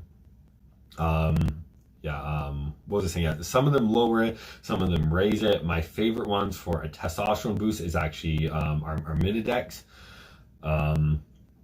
That for me, I find has the least side profile, and you don't have to worry about crushing estrogen too much. I actually like AI Solo for a PCT for myself. Clomid is nice, but it has a lot of side effects. Well, I mean, all the drugs have side effects. It just depends on what side effects you want to avoid, right? But you know, for myself personally, I like a Minidex when I need a testosterone boost and or as a minor PCT, basically, because you know you block estrogen or lower estrogen, the pituitary starts working again, right? That's why we see all the anti-estrogens show a marked increase of testosterone, luteinizing hormone. You know, it's for starting your cycle. Your hormones. How long does Deca linger in your body? I've heard causes shutdown or low test recovery for up to 6 months. Would you have to do HRT for 6 months and finally be able to go natural? So it depends on what you mean by in your body. Its metabolites are in your body for a very long time, yes, but it gets so low. This depends on the dose too. So you're asking me a question that I'm going to give you a fake answer for if I answer. If you were using a moderate dose by about the 5th week, it is so low in you, it's like immeasurable. You can start PCT sooner. If you check out my website, tan.com, you will see my how to prevent shutdown cycle. And I post studies that actually using items like Clomid on cycle is proven to fully prevent shutdown. Your LH doesn't shut down, your FSH, your testosterone stays high. You can fully prevent shutdown on cycle with items like Clomid. So you can start your PCT sooner or prevent shutdown altogether by using Clomid from the start. But yeah, it's not going to take 6 months. You can start Clomid a few weeks after and it'll start working, even if you're on. Sound is crackly. Let me know if the sound is too crackly, guys, because I can plug in my microphone. I think it's because I'm a bit far away. Yeah, just let me know. People in my Facebook group, I'm logging off my Facebook group now. I'm just going to Instagram now. So if I log out of here, guys, go over to YouTube, Tian Clark, just because I'm going to log into Instagram.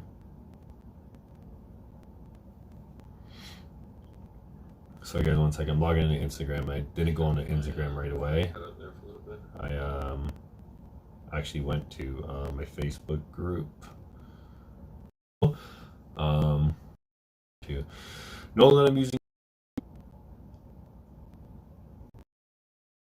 It's different. How the hell do I go live?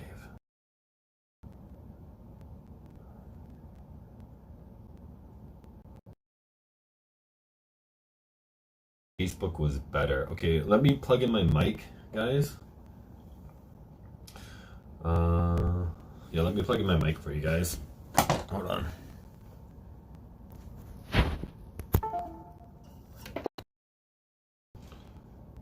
Something should be plugged in. Why is it not working?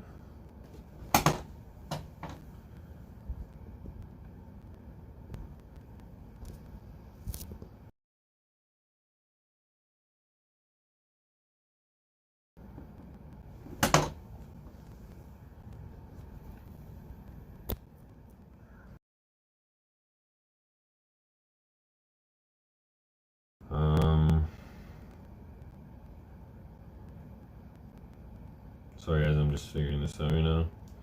Started to have a lump behind my nipple.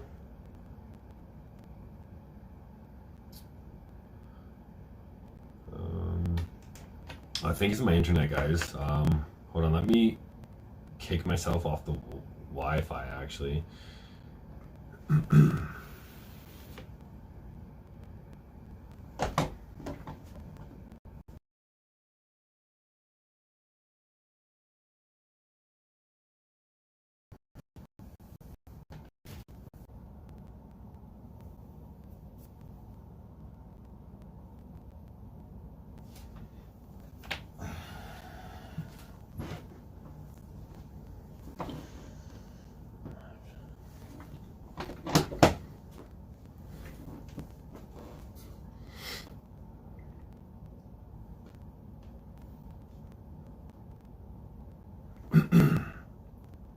I don't know what happened. My the quality just went down out of nowhere. Is the quality a lot worse on the video right now, guys?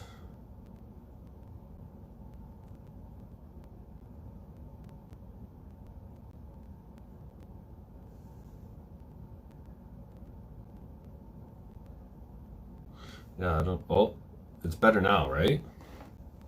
I think it was my internet that was making it get all crackly. I don't know. Let me know if the video is better, and let me know if the quality, the audio is better. Oops. Trying to figure out how to go live on Instagram on this phone. Yeah, is the audio better though? What do I think about Jordan Peters type of training? So I already answered this kind of briefly. I know Jordan Peters likes to go to absolute failure, so I'm going to answer this again because you probably missed it, I guess. So studies show that failure training is double the results, basically. Yeah, so what was I saying?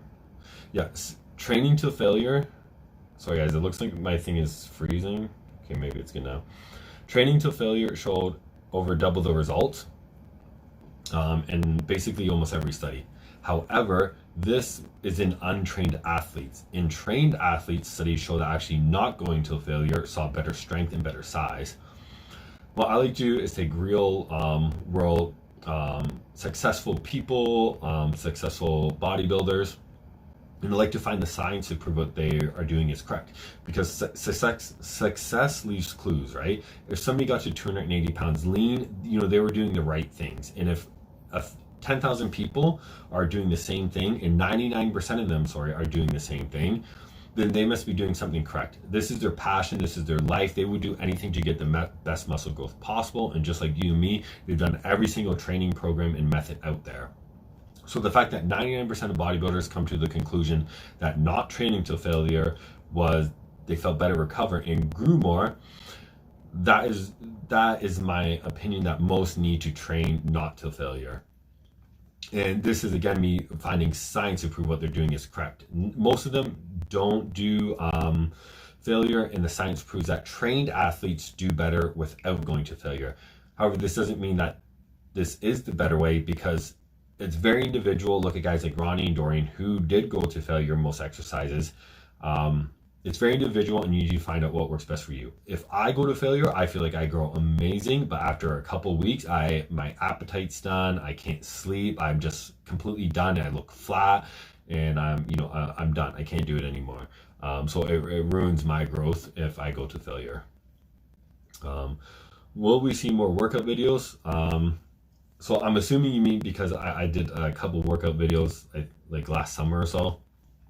I didn't train in a long time, and I trained, and then I got rhabdomyolysis because I went too hard, and I hadn't trained in over like a good year.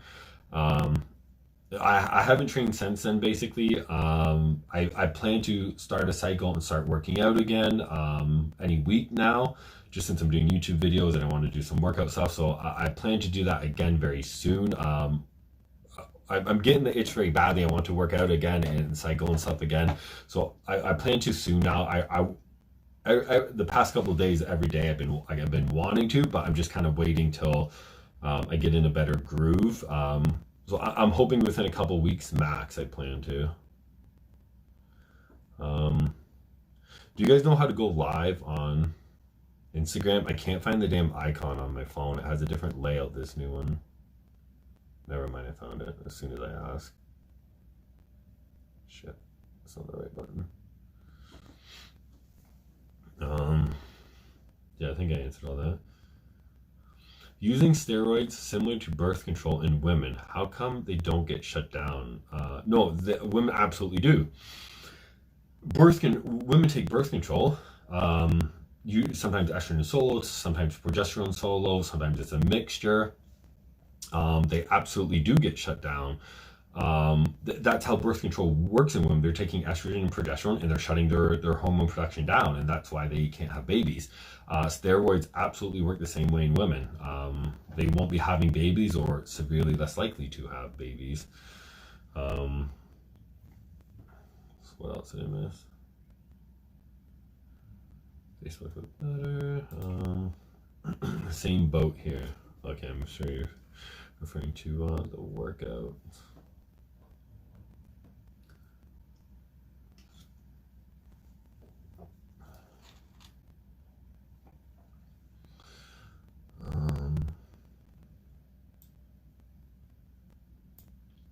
Yeah, I'm not sure if I'm going to live. I wasn't sure I was going to live stream the workouts. I'm kind of going back and forth if I want to live stream the workouts. I'm probably going to live stream my first day, just my body, just so I have kind of like a timestamp thing of how I'm looking right now. That way I can have a timestamp for the next few days of how I'm going to look. Because my goal is the first week I want to put on about 30 pounds. Like last live stream, I only got to 2 workouts, and after those 2 workouts, my arms were 2 inches bigger. The biggest I ever did, I think, was 26 pounds in 6 days that I regained with muscle memory. And my best cycle ever was 50 pounds in 6 weeks. So I want to beat all of that and live it, just so it's like, wow, like, it happened or it works, right?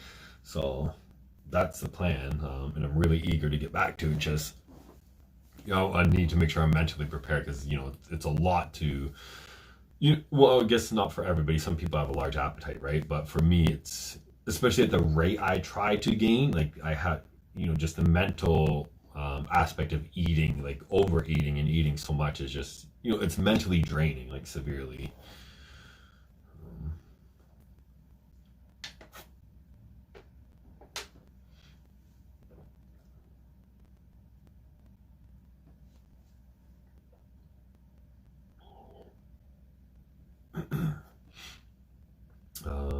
Can you give an example of a good split routine for hypertrophy, lower, upper, or push-pull legs? So I have a training article on my site you'd probably enjoy. Actually, I don't think I can't remember if I put the training article. I just finished editing it. I'm not sure if I put it up though. I go into depth on everything. On my the reps I prefer, the sets, the volume, everything. It's like 5,000 words, so I'm gonna try and summarize that. So the split portion. Sorry guys, I'm just starting a live on the other phone. So the split portion, split, I like a split that, so studies prove that when whatever muscle comes first, it actually sees more growth. So, you're working out your chest and triceps, your effort's all going to go into your chest, and your triceps is going to get a lot less intensity and effort. And so, the muscle getting a lot less intensity and effort is going, it's going to see less growth. So that is why, again, I look at what successful bodybuilders do. Why do 99% of them do what they're doing, and 99% of them use a split routine? So that's why I like a split routine. So you pushing everything, too many muscles into one day, the chest, triceps, delt, your triceps and delts are going to get subpar growth compared to your chest. And why would you want that, especially as a bodybuilder? So that's one of the big reasons why I like a split routine. You want as many days as you can as a sole focus on those muscle groups, like just an arm day, just a chest day. So as much of a bro split as you possibly can is what I prefer. And then on top of it, to create new myonuclei, new muscle cells, a study showed that you want to beat up a muscle so badly that it actually took 5 days to recover. Everybody's looking at short-term muscle growth studies of, let me beat up a muscle, spike protein synthesis, and then spike it as soon as possible. Well, they're looking at studies that kind of run by the same rules, because your protein synthesis spike, it varies from so many different variables. People doing slower reps, people, changing so many different things up in your workout will change how long your protein synthesis spike is for, and and when it peaks as well. So again, I look at what the pros do, and because what the pros do, they figure things out by experience. Like you and me, they tried every single different program out, and they realized, hey, I feel I grow best and recover best by doing this. So that what I repeated before. So that's why I like the bro split, because they knew by experience, and like I'm just saying that you working at a muscle once a week led to you be able to target a muscle better, more easily.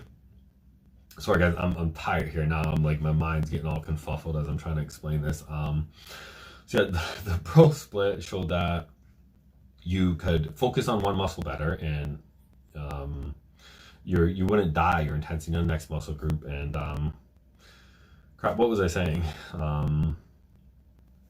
Myonuclei. When you beat a muscle down so badly, it takes 5 days to recover, you see new myonuclei. And if you don't beat a muscle down so badly, you're not going to see the same, you're not going to create new myonuclei. So the short-term studies on things that are like push-pull legs, you're not getting maximal growth. You're enhancing the myonuclei that you already have to their maximum mobility, and once those are maxed out, you need to create new ones. So that's why a bro split is so much better, is mainly those reasons. Sorry guys, I probably repeated myself like 3 times there. It's 7:20 right now a.m. where I am, and I've literally been up all night messing with videos, so my mind's getting real worn out basically.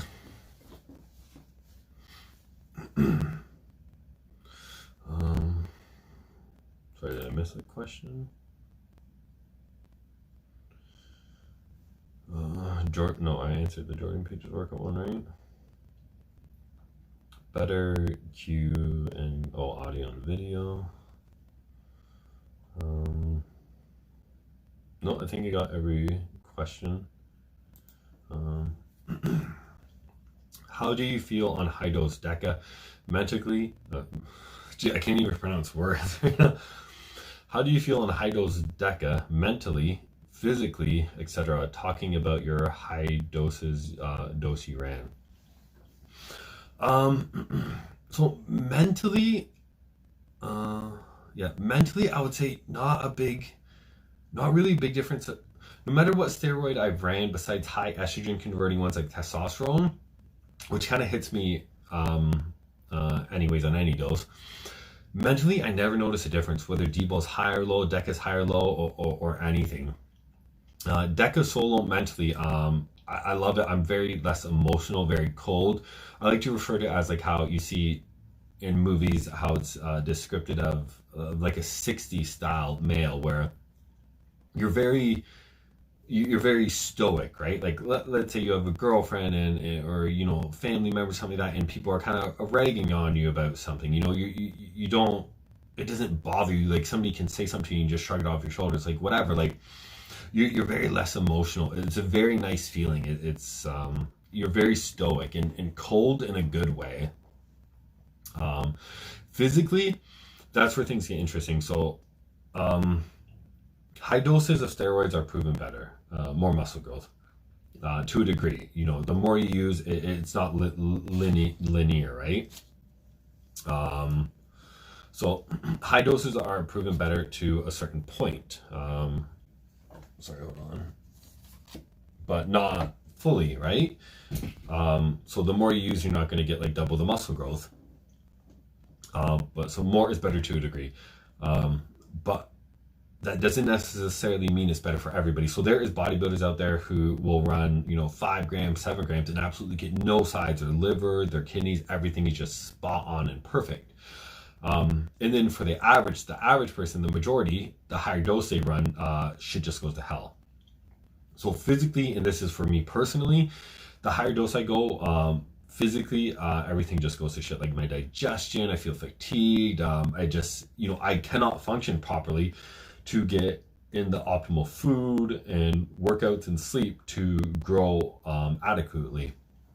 And there's actually a lot of pros that swore that they grew so much better when they're on HRT or lower dosage, just because they could function better, they could eat better.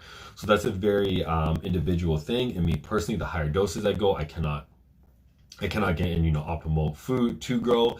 And food is everything. I don't care how much anabolics you use, as I mentioned earlier. The more anabolics you take while keeping your food at, let's say, maintenance, you're not going to grow a single speck of muscle. So food is important. So you want to use the dose where you can physically function at your best, which is eating and sleeping and everything.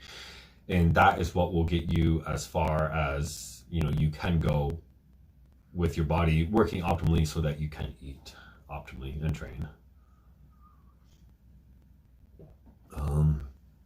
So you recommend injecting Deca every other day. Isn't that a lot for a long Easter? Depends on what you mean by a lot for a long Easter. If you're talking dose wise, well, the frequency that you inject has nothing to do with your dose, right? Let's say I want to use 300 milligrams a week. I can inject that once a week, or I can inject 100 milligrams every other day, right? That's the same dose. So I'm not sure what you mean by isn't that a lot? If you mean a lot of injections, well, that's very, what's the word?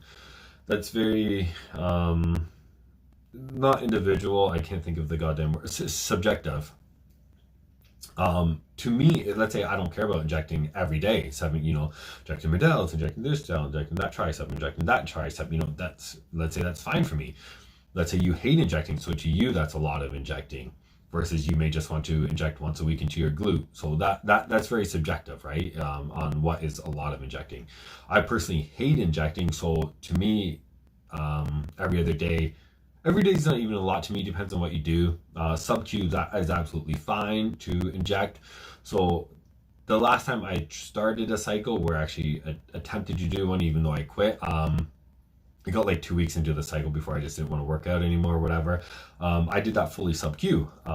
Sub-Q, you can't do a lot of volume, but when you're not using a lot anyways, let's say you're using 400 milligrams a week, sub-Q maximum, you want about 1/3 of a milliliter, and you have so much room on your stomach if you're doing it sub-Q. Let's say you start at your chest, you can do 0.3, 0.3, 0.3, and that's 1 milliliter, and that's just a minor spot. And when you're doing sub-Q, you're using an insulin pen. An insulin pen doesn't hurt. It's super easy. I'd rather do an insulin pen 3 shots side by side than do, a 1-inch 23 gauge.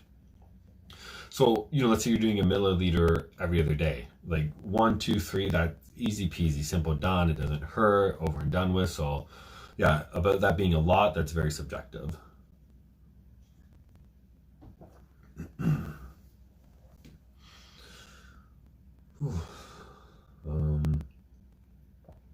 Yeah, I'm not sure how much longer I'm going to stay on, guys, just because I'm starting to wear out here pretty bad.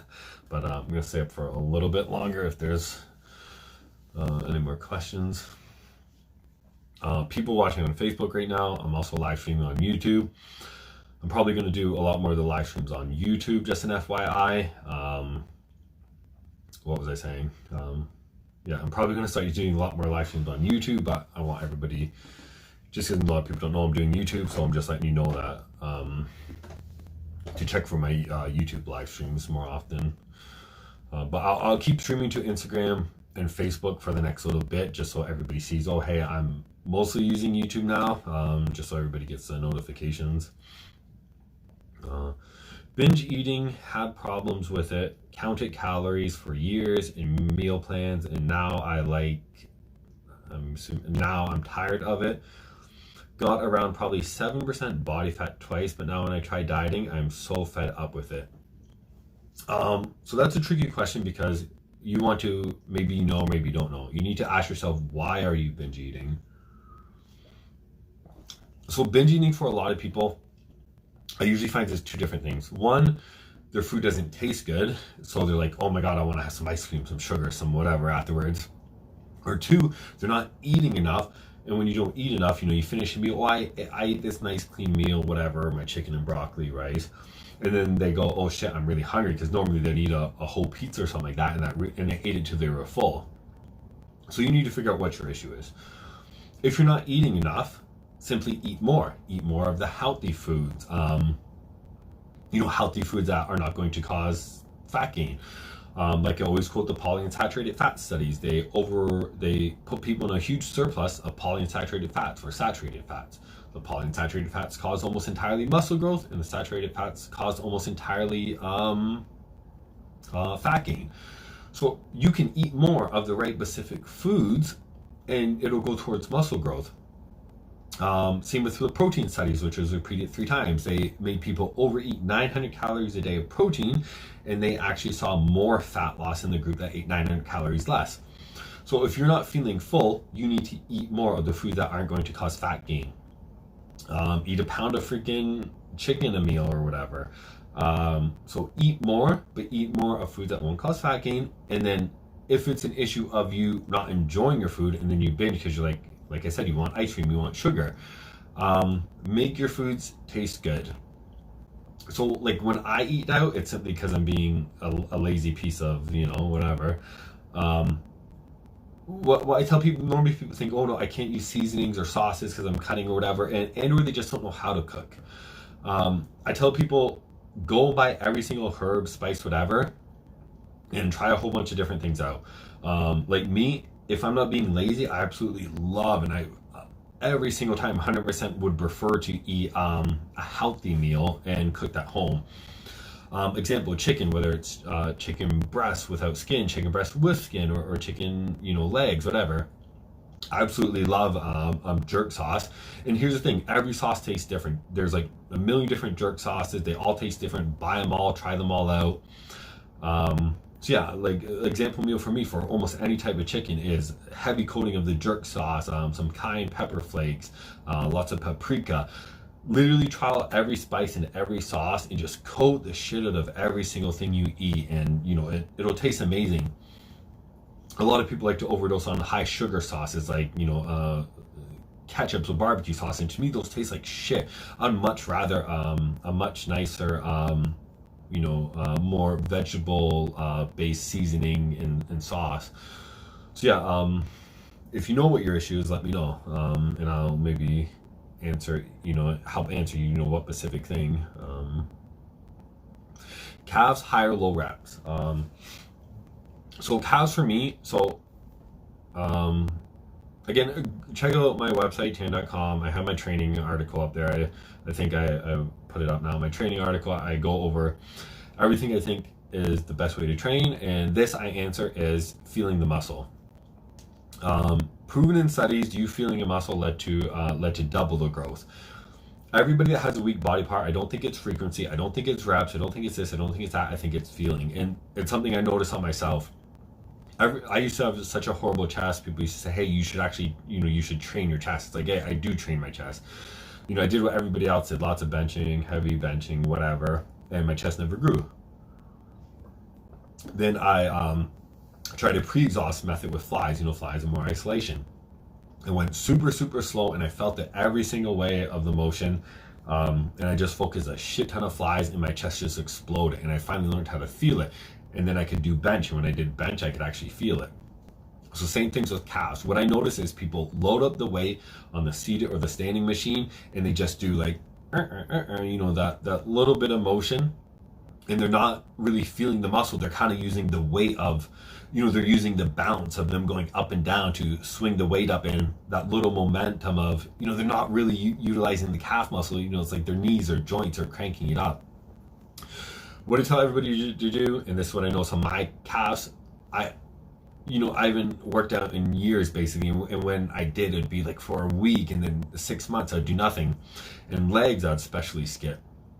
what I did for calves, and I'd work them out like a couple times a year, if that, and they just explode. And I even have guys with great legs try this method.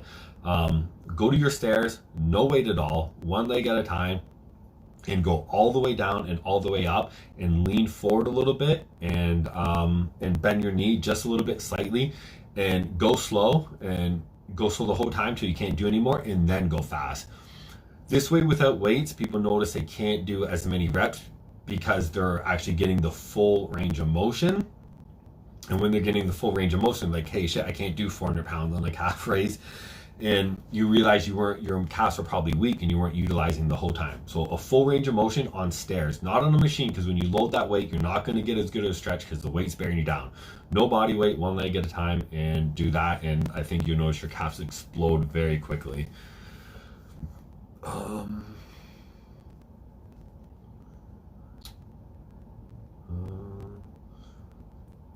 How long do you wait after 80 milligrams of a test shot before starting Deca only? Very individual, depends on your liver clearance, how fast you can clear your hormones. Everybody's different. I usually suggest people wait about 10 days to 2 weeks, just to let the estrogen drop so they don't have sides from Deca with estrogen, Deca with testosterone. Holy, sorry guys, it was quiet for a second there, now it's caught up. How do you control cholesterol while on orals? I like running orals, Dbol cycles, but worried about heart disease due to cholesterol spike on orals. Do you recommend running statins with orals? One, don't shun cholesterol. Studies, it's very misconstrued.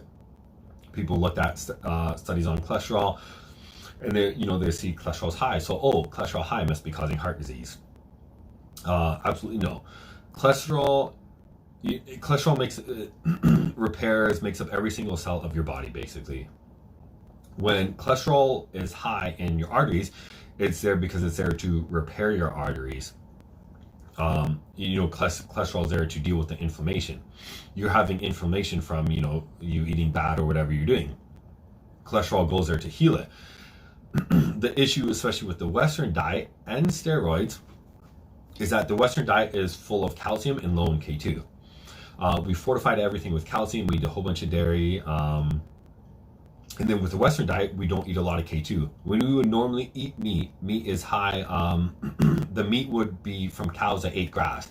The cows would eat grass and convert K1 into K2. They don't get the K1 from the meat, from the grass anymore, so our meat is low in K2. K2 breaks down calcium in the arteries and takes it to where it needs to go. So we're on a high calcium diet. We're taking steroids that increase calcium uptake, so we're getting a lot more calcium than we normally would, and then we don't have K2 anymore to deal with the calcium. And what they showed in studies with heart disease is that the cholesterol is there to heal our arteries, but we can't get rid of the calcium, and we get too much calcium, and steroids increase calcium uptake. And then the cholesterol there is healing the arteries with the calcium, when it's healing the arteries with the high calcium, it's actually causing hardening of the arteries. It's creating a stiffer tissue. This is why in studies they showed that men with high cholesterol actually didn't have a higher risk of heart disease. It was only the men with high cholesterol with high calcium. And the reason that the cholesterol was there in the first place was only because you were having the inflammation from your bad diet, that high calcium, whatever. So the cholesterol is there to heal you, and it's totally fine that it's there. That's why men with high cholesterol, they have damage and their body's being healed.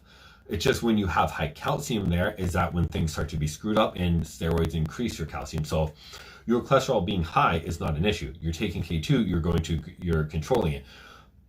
The reason your cholesterol is high is because your body, when you take steroids, you shut down your body's need to make steroids, and your body makes steroids from cholesterol. So, what was I saying? So your cholesterol is not making hormones anymore. Your cholesterol is high, or you may be working out a lot more, and your body's using cholesterol, making more cholesterol to heal the tissues. That your issue is fine unless you have high calcium, like I said, and and this is why studies on elderly now, they show the elderly with the highest cholesterol actually live the longest, all cause mortality. So, you worrying about this is worrying about something that you caused, but you're not making the hormones, so it's fine that it's high. The only issue is that, and the reason why steroids can increase heart disease, but not always, is because, like I said, they increase your calcium uptake. So if your calcium intake is increased from steroids, you're overeating calcium, and you're not taking K2, then yes, worry about your cholesterol and heart disease. If all those things are in control, then no, I would not worry about it. I'm not a medical professional, so don't take my advice, blah, blah, blah. Yeah, that was kind of a semi-joke. Not really, but, disclaimer. Don't take my advice. What else? Yeah, I like to eat healthy. I add sweeteners to my red kit, cabbage with tomato, homemade sauce, and then add like beef in it. Love it. Problem is, once I eat chocolate or cookies, break it, can't stop. Twofold to that question. One, quit using the sweeteners. Sweeteners, most of them are freaking horrible for you. Stuff like sucralose was shown to, when you ate sugar, it made your bacteria go crazy, and sucralose on its own didn't necessarily cause too much of specific issues, but when they added sugar to the diet with sucralose, it disrupted the bacteria tenfold. It caused them to release what the hell I'm saying? Sorry guys, I'm really tired now. It disrupted your gut bacteria and caused it to, gut bacteria messes with so many things like serotonin and, your 5-HT receptor. So it caused your bacteria and, toxins, I don't want to say toxins is the wrong word for it, that your bacteria release to have a very disruptive effect in your body. So ditch those sweeteners. And like you said, once you eat a thing like cookies and chocolate, you can't stop, and that's normal, that's common. Fructose example, it increases your adrenaline and creates a vicious cycle of a non-stop hunger for sugar. Once you eat fructose or sugar, you're going to crave more sugar. So the simple answer is don't have that chocolate or cookies. Like, there's nothing beneficial to you eating that junk food. I say to people, if you're craving junk food, you're not making your food taste good enough to you shouldn't need to want to crave those things. Basically what I tell people, make your food taste better so you aren't craving them, and or you could be craving chocolate in the first place for a specific reason. Studies now show that if you have a specific craving, it's actually linked to you could have multiple nutrient deficiencies. Example, chocolate was shown to have a lack of copper and a lack of magnesium, and dark chocolate is high in copper and high in magnesium. So if you're craving a specific thing, you might be lacking something. Same with sugar cravings, it's shown that low serotonin. And when you eat fructose, it actually depletes tryptophan, which leads to low serotonin, and then just creates a vicious cycle. You keep depleting your serotonin, so you crave more sugar because your body's thinking, hey, I need I need carbs to raise my serotonin, because when you eat carbs, it increases tryptophan uptake and then serotonin, but that's glucose. So when you eat more glucose, you increase your serotonin. When you eat sugar, which is, fructose, half fructose or whatever sugar you're eating, it depletes your tryptophan, and your body thinks, oh, I need more serotonin, So stop eating that stuff and fix your possible deficiencies. So guys, I'm missing some of the questions here. Is K2 safe to take on cycle? Absolutely yes, it's important. It's what will help prevent the heart disease issue from steroids increasing calcium intake. Go to tn.com. I just released my heart disease article. I list the 2 or 3 other items that are needed to prevent heart disease from steroids. Because they're increasing calcium uptake, you're not getting K2, but you want to have all the nutrients that make calcium soluble in the blood so you can get it out. K2 helps break it down and get it out. Absolutely, you should be taking it. You should be eating a balanced diet as well, because vitamin K and clotting. A bodybuilder diet, you might be eating oils, which is really stupid because oils are stripped of vitamin E, and vitamin K and E deplete each other back and forth, so you need a balance of both to help control clotting to make steroid safe as well. So don't be eating processed foods like oils, and get adequate vitamin E from things like sunflower seeds. That's why I have what people call I'm not sure if you're in my group, but we have what I call the camel diet. It's nothing to do with camels, but it's a diet based around only whole foods to ensure you're getting all your vitamins and minerals. You're not, depleted in vitamin E. You're not eating processed oils, which deplete vitamin E and are stripped of vitamin E. You're eating like the whole seed, which has vitamin E, and so on. So eat a healthy diet, basically. Would you say gut health affects sleep? Absolutely, 100% proven to, no doubt about it. Ken, what is your go-to for strong gut flora and have a healthy digestion? Huge question. Healthy gut flora, 100% variety. Prebiotics, probiotics, taking a commercial probiotic, it doesn't take host in your gut, it only stays temporary. Prebiotics, which is in foods like vegetables, highly feeds your bacteria and helps give you a more diversity. It increases your bacteria and gives you more diversity. Variety. Go to the grocery store and literally get every single vegetable that you can and eat a freaking variety. Healthy digestion, that's a huge question.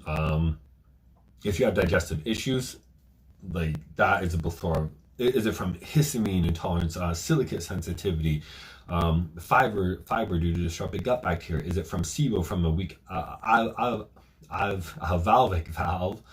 Due to low calcium. That is a huge question if you have bad digestion.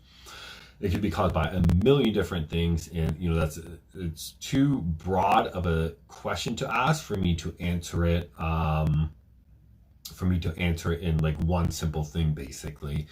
So you need to be more specific with that if you have a digestion issue. What was I going to say about digestion? So. And again, to ensure optimal digestion, you have to make sure you have no sensitivities or issues or stuff like that. And optimal digestion is eating a variety and healthy diet, which, healthy diet can mean a bunch of different things to a bunch of different people.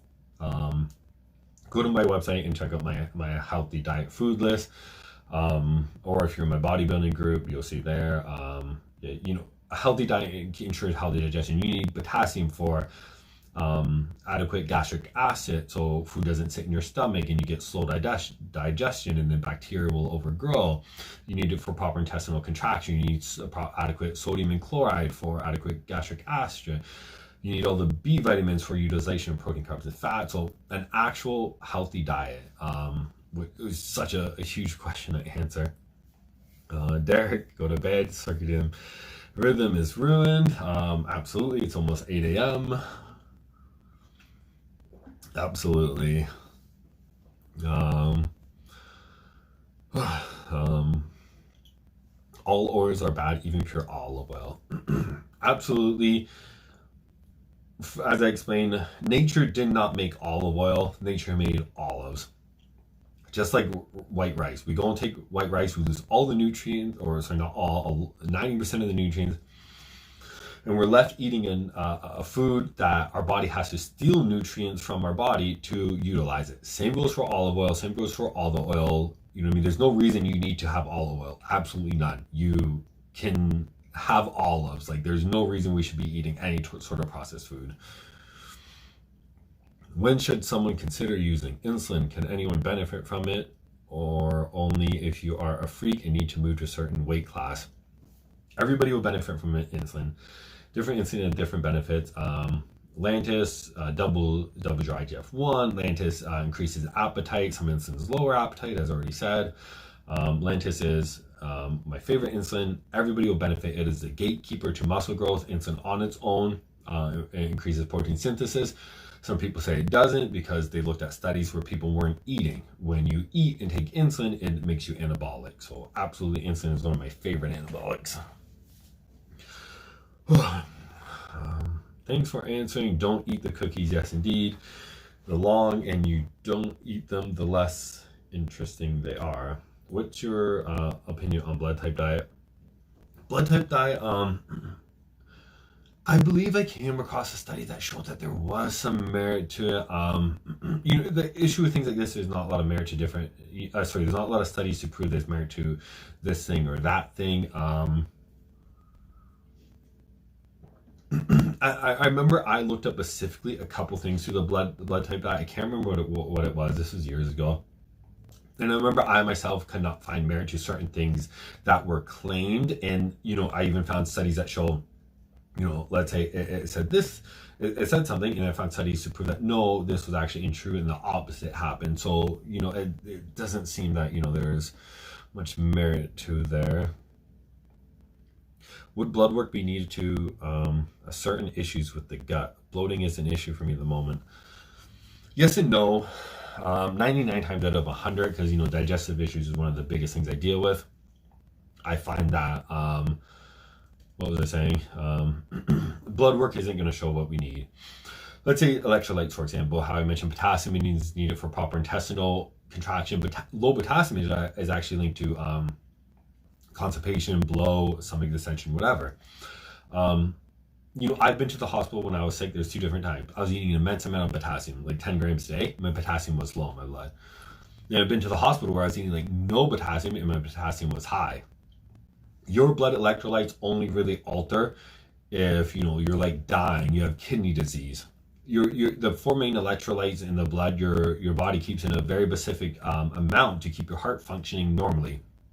You have to be severely sick or something severely off for the blood to show a deficiency in certain things. So blood a lot of the times don't show us what we need. And what was I saying? So yeah, if you're experiencing constipation or bloat and stuff like that, that is one of the main things I deal with. That is something so hard to even begin to answer. Like I already stated before, a few things. Is it histamine intolerance? Is it silicates? Is it too much fiber because your bacteria's off? Is it SIBO because you have low stomach acid? If you have low stomach acid, is it B1? Is it sodium?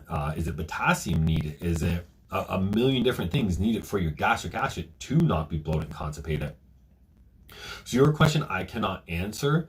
Your question involves, hey, list me all your symptoms, list me your diet in detail, and me reverse engineering it, because maybe I can go on your diet and be like, oh shit, you are very low in your potassium, which leads to thyroid hormone sensitivity, leads to low gastric acid, leads to this, and this, and this. So your question for a proper answer and a fix requires a complete reverse engineering. Maybe it's just a food you're eating, like, dairy. Many people have a dairy protein issue. Two-thirds children experience constipation from a dairy protein example. So maybe it's not something you're missing, but something in your diet. And I've literally seen it all. It's definitely my specialty. I feel like, olive oil can freaking cause a bloating in people, and that's due to silicate sensitivity. Oranges can, coconut oil can, like so many different things, and there's so many different reasons why something can be causing bloating. So it is a massive question to answer. Can a mini cut last only 1 week? I was eating so-and-so calories, dropped it to so-and-so for 1 week, but now very hungry and too much fatigue. A mini cut can last as long as you want, you know what I mean? Absolutely. Cut for a week, sure, you're going to see benefits. That's, what nuts do you recommend? Like anything I said, variety. Different prebiotics in food, different nutrients. One nut may be high in polyunsaturated fats, one's high in monofats, one's high in vitamin E. If we are talking health, literally variety, eat as much freaking different foods as you can, literally. Okay. Full protocol needed for Deca only cycle, sample cycle, etc. would be very much appreciated. I just really, I'm gonna go to my website again for more in-depth details. I just released an article on some cycle examples and how to pick your cycles. I'm gonna try and answer this more summarized for you. There is no right or wrong way to run a cycle.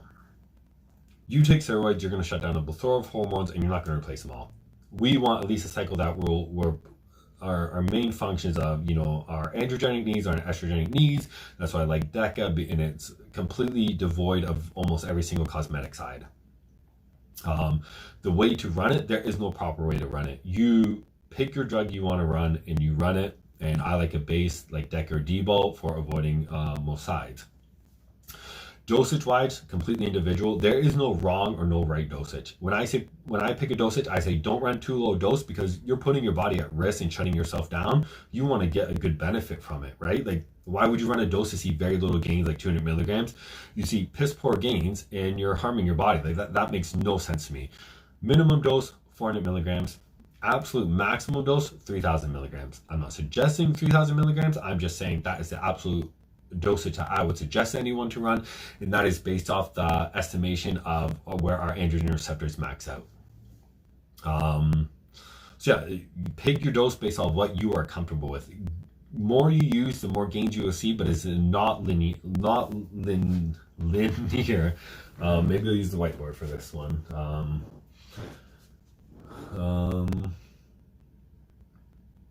Okay, so what am I doing here? Sorry guys, my mind, I'm tired. Not sure if I got it working or not.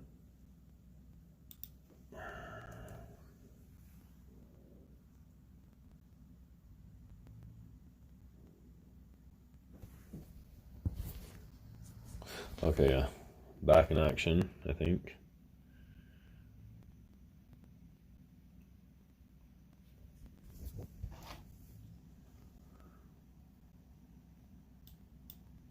Yeah.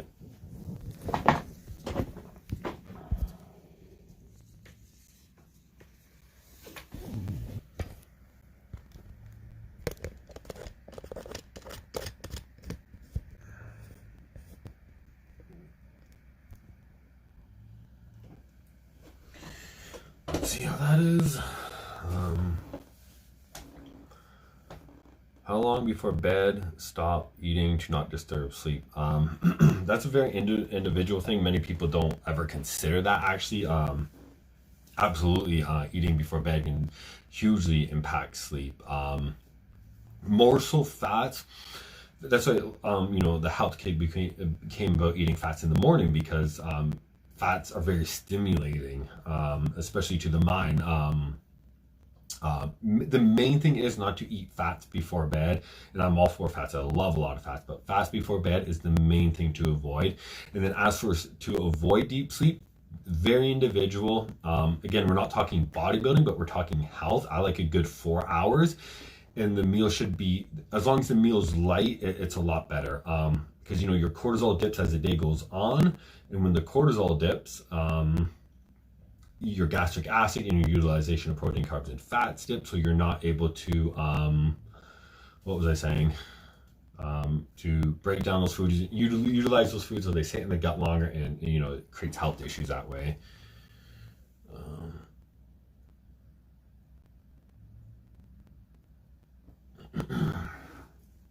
For hair growth, what are your recommendations?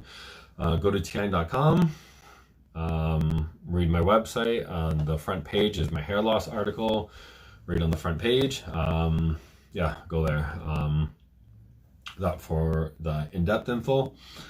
I answered this earlier. I'll answer it again a little bit. Fix hair loss topically. Emu oil for anti-inflammatory, hair growth, and anti-DHT. Peppermint oil for circulation. Don't use minoxidil because it breaks down collagen in your face. And microneedling. Anything, those are the main three things. Anything else like ketoconazole cream and bioestrogen cream, I discussed that in my article. Yeah, those are my main recommendations for that. And then diet, a lot of fats, a lot of healthy fats. Ensure you're getting all your nutrients. Use Chronometer to get your vitamin E, and just ensure to get all your nutrients, because almost every single one is related to preventing hair loss and causing hair growth. Men with hair loss have low copper, they have low manganese, so ensure you're eating a healthy diet. Yeah, that kind of summarize it. Check out the articles. I go much more in depth on there. All right, guys, my YouTube's back up. If you guys want to go to YouTube, Tian Clark, I'm live back on there again.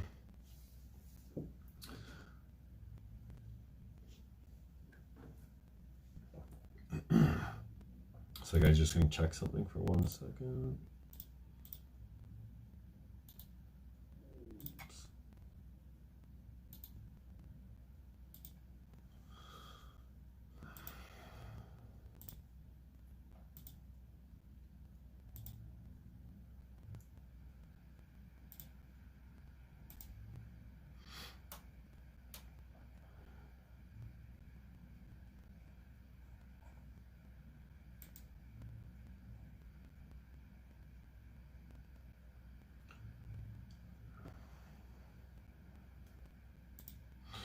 Okay. Yeah, I was answering this thing and I was gonna write. I'm trying to remember what I was gonna finish writing. Yeah, cycle recommendations, dosages. I wouldn't go any lower than 400 milligrams. You're gonna shut yourself down. You might as well get really good benefit out of it. Why put your body through any health issues for subpar gains? So if you're going to shut yourself down, mess with your health, at least get some good gains out of it. You're not. Then the more you use it, the better to a degree. The maximum dose you should ever use is 3,000 milligrams. Anything more is, that's the estimation of where our receptors max out, but still gains cut off hugely. Gains cut off hugely for most, like where they really, really peak out. This is estimated from studies as well. And what I find in real world results at 400 milligrams a week. Sorry, 1,200 milligrams. I'm not sure if I said 1,200. Yeah, 1,200 milligrams is usually the max most people want to run. As for upper range, there's a study on testosterone where they did, I think it was 125 milligrams, 300 milligrams, and 600 milligrams. Let me write it down. I'm going to guess this off the top of my head, guys, because I don't remember exactly the study. I don't remember it at all exactly, but it's somewhere around this range, okay? So the study was something like 125 milligrams showed, I'm gonna really vaguely guesstimate this guy. I think it was 4 to 6 pounds of muscle growth, and the 300 milligrams saw 9 to 11 pounds growth, and the 600 milligrams saw, I think it was 16 to 17 pounds. So, so yeah. Again, don't quote me on this. I'm probably off on some of the numbers, but it was something around this range. So 125 or it was 150. They doubled the dose of 300 milligrams, but they did not see double the gains. Let's say it was 4 pounds and they only went up to, let's say it was 6 pounds and they only went up to 9 pounds. They doubled the dose, but did not see double the gains. And then they did it again, 300 milligrams to 600 milligrams. And let's say they saw 11 pounds, they only saw 16 to 17 pounds, where they should have saw 20 something. So the more you use does not get you double the gains, but it gets you, it decreased each time. Like let's say doubling the dose for the first range saw a 50% increase in gains. Doubling the dose again only saw a 40% or a 30% increase in gains. And again, do not quote me on this because the numbers are definitely off, but it was something around this range. So that's why more is better, but not linear and to a degree. So the more you go, if you were to go to 1,200 milligrams, you'd likely only see a 15% increase in gains versus, double. So 1,200 milligrams, in my experience with a lot of pros too, I've seen a lot of pros that, I've helped, asked me questions and everything like that. And this was the 1,200 milligram range is a range that I noticed a lot of people ran. So 1,200 milligrams to 1,500 milligrams. That is kind of where I leave off. Latest hair loss regime. I literally just answered this one. I think I've answered this question like 5 times tonight. I'm going to really summarize this, okay? Very, very summarize this again. I'm not being rude, but I've answered this question so many times. I just answered it like 5 minutes ago. And I don't want to, make people keep listening to it. Go to tiine.com, my name. And on the front page, you'll see my hair loss article, or it's under blogs. Hair loss regime, emu oil for anti-inflammatory, helps control DHT. Peppermint oil for circulation. Don't use minoxidil because it breaks down collagen, causes aging of the face, and microneedling.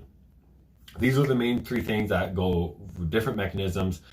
And then, if you want to step it up a little bit, but after you use these main 3 things, ketoconazole cream, bioestrogen cream, and then like a GLA supplement topically as well. In your diet, ensure you're getting lots of fat, cut out all the processed shit, sugar and stuff like that, breaks down collagen and just inflammatory and everything else. get all the crap out of your diet, and get a lot of fats. Seeds like hemp seeds oil for GLA and stuff like that. But yeah, go to the website. I have it more in detail. I keep answering that one, so I don't want to put the guys through it. Is trend kidney and liver toxic? Absolutely, it's proven to be. Yeah. Is there a risk that the test levels after a Dbol cycle only never recover properly? Never been a proven case of it. And there are studies on men that abused for like a decade and came off, and their hormone levels barely different, testosterone and their sperm count barely different from men that never touched steroids. So there's never really been a case of that. There's just horror stories online of guys using a cycle. They didn't PCT and then they go, oh, I can't recover, so I'm going to put myself on TRT. Can it happen? Maybe. Because there's so many things under doctors and studies as well where they put men on an improper PCT and they didn't recover. But then they put them on a stronger PCT and they did recover. So how many cases out there are people that didn't do a strong enough PCT and they never recover? And if you're worried about not recovering, go to tian.com or my YouTube video here on how to prevent shutdown fully naturally. There are studies on using, I explain it in the video on how to fully prevent shutdown on cycle. There are studies where they use multiple different compounds, double the doses of that you naturally produce, and men never experience shutdown at all. Your testosterone levels, your LH levels, nothing shut down.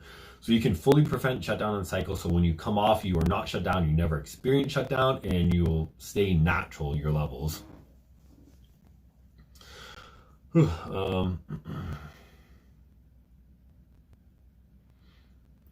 happened to the 2000 mg citric apple cider vinegar to decalcify? It was so successful for many people.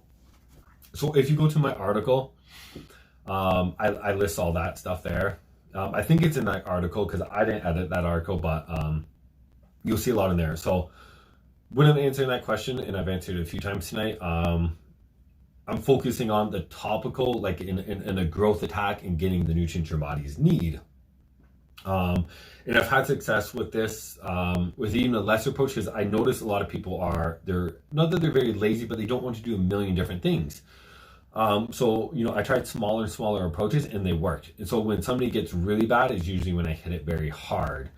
So, there's still a lot of other things that's just like even cayenne on the head because it stimulates blood flow, and taurine and stuff like that. So, I do go all out. It's just if I don't need to, I keep things simple for people because they don't want to use too much, right? Do you recommend using Finish Right tablets with your hair loss protocol? Absolutely not. It is not needed. People see, it works, but it barely ever regrows hair. 9 times out of 10 people just see a slowing down of hair loss. It doesn't even grow anything. So to me, that's piss poor results. There are studies out now proving that it causes permanent side effects even when people stop. A lack of DHT in your penis can cause fibrosis of the penis tissue and shrinkage of your penis. So absolutely, I do not suggest it. I hate it. There's much better options. What are your thoughts on repeat diet in principle? I'm not sure if you're asking that as a joke because my hair loss protocol, and I absolutely hate repeat and his protocols. Repeat, absolutely misconstrued science to like the 10th degree, absolutely horrible. He will show a study on fish oil causing, or PFA oils, fish oils, depleting vitamin E levels and causing death and this and that and this and that. Great. PFA doesn't cause, eating processed foods cause that. I just explained this a few times. People are probably going to be bored of this. When you have a processed food, you remove so many of the nutrients. Like oils, for example, you will remove the vitamin E. Every single food you eat has a deleterious effect to your health. Ray P is focusing on the processed foods and then saying this is bad and this is bad. Like I explained with white rice. You have white rice, it's a processed food devoid of vitamin B1, and that can cause beer disease because every single carb you eat requires a whole bunch of nutrients to utilize the carbs, such as B1. So when you eat processed carbs, you are depleting nutrients. When you eat processed oils, you are depleting nutrients that the body needs to use that oil. So when you have PFA fats, if you're eating it processed food that has been stripped of the vitamin E, your body takes vitamin E from your body to utilize that oil. If you were to eat nuts and seeds or stuff with vitamin E and not the oils, you wouldn't deplete your vitamin E. He does this with every single study. He takes things out of context, and then when his form and stuff like that, people refute him on the things he says. They don't reply with science. They reply with, oh, this must be due to low thyroid or something stupid, and don't ever back it up. One of the examples is he'll say PFA will cause muscle loss or this or that, I don't know, just a whole bunch of stupid shit. And then people link studies, polyunsaturated fats cause muscle growth and the other fats cause fat gain, and they're like, oh, must be a thyroid issue, or PFA is hurting your thyroid, so it's jacking up, causing you muscle growth to protect yourself. Like every single thing they say is so misconstrued. And them promoting eating table sugar and stuff like that, but they don't talk about the immense things on processed sugar on your skin health, on it depleting nutrients, on inflammation. Like I hate the whole Ray Peat thing. I absolutely hate it. I go on massive rants every time. Do you have clients who do 6 weeks Dynabol only cycles per year? For example, 5 weeks on and weeks off? Absolutely. I've done it myself. Go to my YouTube channel. Click on oral only cycle. I posted pictures in my oral only cycle of my results with Dynabol only as well. Many old pros have done Dynabol only cycles as well. How much protein per pound do you recommend? Science shows that 1 gram per pound is enough, but still see people going very high on protein. Also, do you count protein from carb sources? I count protein from all sources, correct. The amount of protein I like from everyone, if you guys are watching this on Facebook, you're not going to be able to see this because it's reversed. The images are mirrored. On YouTube, you can see it normally because it's not mirrored. So protein, no matter what, like literally no matter the person, if they're a male, I like 300 to 500 gram protein / a day. No matter what, 300 to 500 grams protein a day. I don't base this off weight or anything like that. Well, I do, like, a lower weight person will only have the 300 grams. So let me explain this versus just saying, 1 gram per pound. There is studies that are all over the place that show 1 gram per kg was the max, 2 gram per kg was the max, 3 grams per gram per kg was the max. Why is there studies that show so many different variables? So this is one thing I always talk about with your protein. We have no freaking clue what is the max amount of protein for muscle growth at all. So if you undereat protein thinking this is the max, you could be getting suboptimal results and not maxing out your your muscle growth. These studies do not account for an immense amount of variables.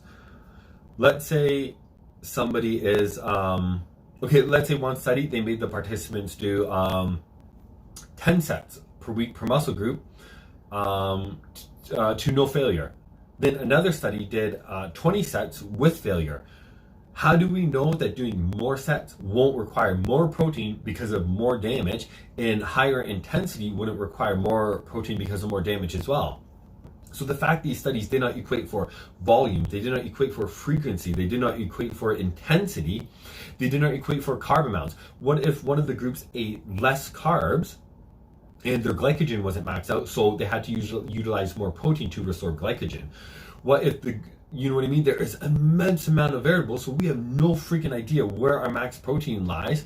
And the fact that we know that it can go up to like 3.3 grams per kg, how do we know if we didn't put them on a normal bodybuilding routine, higher frequency, 20 sets in high intensity, and this and that and this and that? How do we know that they couldn't have went up to 500 grams for a 200 pound person?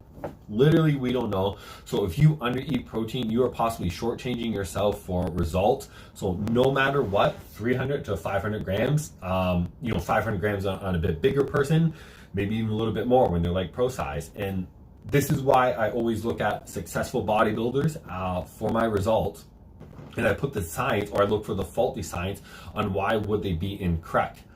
Because if 99% of successful actual bodybuilders saw better growth with higher protein and they all eat it, these guys aren't doing this shit for fun. If they feel like they see better growth of 500 grams, they are seeing better growth. They've tried it all and done it all. And the science is not accounting for these variables. So that's why we gotta look at there. Sorry guys, that was a little bit of big rant. So does the time of the day you take magnesium citrate matter? Don't take magnesium citrate. If you are low in one vitamin and mineral, you are likely low in another vitamin and mineral. You take a single form of a vitamin, you're throwing off multiple other nutrients, and you could be creating other nutrient deficiencies. If you need magnesium, get it from food. It's going to come with a whole bunch of other nutrients and ensure you're getting all the nutrients you need. Studies show that people who studies on average people, amateur and professional athletes, show that 50% of their vitamins were under 50% of their RDA needs. Do not take a single form nutrient. Eat more foods and you'll get all your nutrients. Holy shit. Sorry guys, a rant in there trying to get it all in. I think possible the most successful person that did your old hair loss protocol was a user on the repeat forum named Elephanto. He had some incredible posts that I would highly recommend you to read if you're still interested in the topic at all. I'm not fully sure what you mean. I know there's a lot of people who tried, and I haven't updated on my website. I have like 2 hair loss testimonials that I ended up putting out. I haven't put other ones on. I need to update my testimonials. But yeah, how liver toxic is Dbol only? Do the liver levels always recover? It's not liver toxic at all, almost. There's maybe a freak case of somebody having liver effects. There's a study on 100 milligrams a day where liver enzymes were perfect. The old bodybuilders, if you go to my Dbol only, oral only cycle video on YouTube here, you will see I quote a book from a doctor that quoted patients he had that used 7 bottles of Dbol a day, like 7,000 milligrams. There's endless old pros that admit that they use thousands of milligrams of orals a day. I've had pros that I worked with who've used the harshest orals like Superdrol at over 100 milligrams a day. I myself have used Dbol at 1,000 to 1,200 milligrams a day. I used Dbol for 200 to 300 milligrams for 6 months straight. The liver toxicity is severely overrated. Can eating too much egg yolks be determinal? Determinal how? Health-wise, I'm assuming you're asking. No. No, like, the only way things like that can be determinal is high temperature cooking when it comes to meat. People look at, the eggs are bad, this is bad, the high fats are bad from protein, whatever. The only time it's determinal is when it's cooked. We have, the Eskimo Inuit they eat insanely more calories than us. They eat almost 5,000 calories a day, and 75% of their diet is from fats. They do not have our heart disease rates. They do not have our determinal health effects.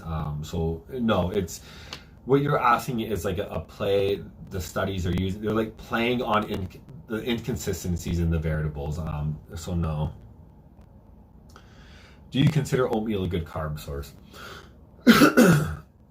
No, because of the avidin in it was shown to cause gut damage. So no, I do not like oatmeal as a carb source.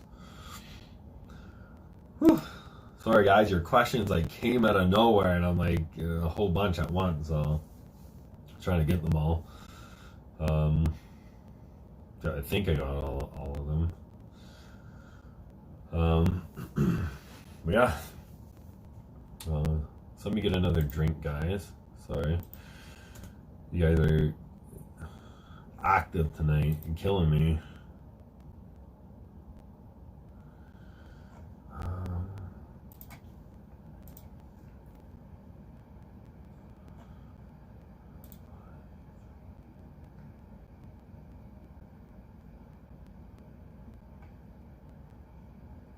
Okay, just 1 second. List any questions still. I'll answer them when I get back.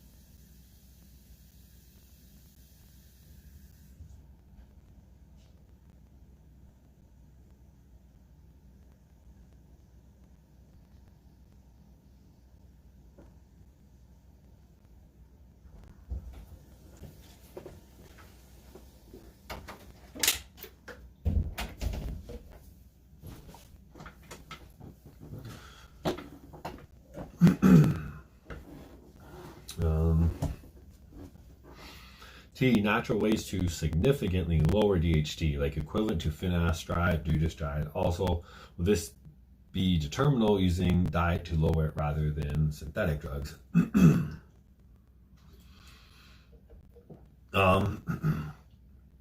So natural ways to lower DHT. I guess I'll state it and then I'll say what you should do afterwards. Many fats actually lower DHT. I like seeds for this specifically because they also raise estrogen. You know, like pumpkin seeds and any GLA like oils, evening primrose oil and blackcurrant seed oil, or the actual foods. So yeah, sorry, most seeds and most fats and stuff will do that. But if your DHT is absolutely high and you're on test or something like that, go ahead, absolutely do that. But the better way to do it is, as I explained earlier, balding men actually have their serum levels are usually fine. It is the local DHT in the scalp causing it, and that's due to hypoxia, low oxygen in the scalp. So the better way to target that is to fix the root cause, increase the circulation to the scalp, and or apply topicals that will alter this, that will lower DHT in the scalp and increase estrogen in the scalp, because balding men also have low estrogen in the scalp. Shit, sorry guys.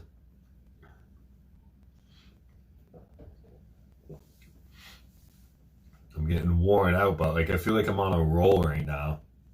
This is 2 hours of streaming. I feel like I'm like on this roll where I gotta keep going. I don't know why. I do a 24-hour live stream of answering questions. Whew. I'm surprised at how active some of this gotten for being at like, what was it, 6, 7 so in the morning. I can't imagine me trying to keep up with the questions if we did this at like a normal time. I'm gonna guess most of you are the Australian crew or the UK crew. Holy. Oh wow, this started stream, it just says 3 hours now instead of 2 hours ago. Holy, that's a record. That's impressive. 3-hour live stream. Woohoo. Alright guys, yeah, no problem. Thanks for watching, fellas. We have any more questions here of me ranting to go on massive rant before my mind goes completely dead? Alright guys, if I forgot, if any of you haven't, remember to subscribe. I need 1,000 subscribers to hit my my monetization thing, which would be cool. Yeah, I need 1,000 subscribers. I don't even know what I was saying. And I'm gonna probably be live streaming mostly on YouTube, as I was saying. It's so hard to read the questions, like, because when I live stream on the phone over here, it's on the screen, the goddamn questions, and then when your question's too long, I have to click on read more. And when the questions go past, I'm having to screw. Versus on here, I'm using my laptop, and I can see like a long list of questions, and I can see the questions fully, and I can use my mouse to scroll versus touching the screen, right? But yeah. So yeah, fellas.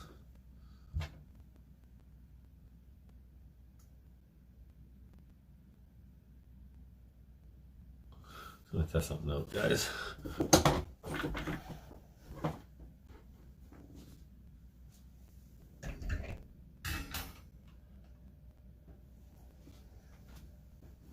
Just want to see if the lighting's better from that.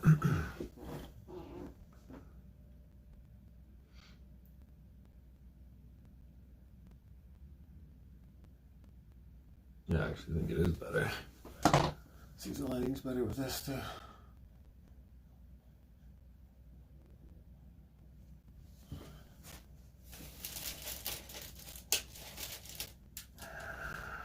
I forgot to turn on all my lights.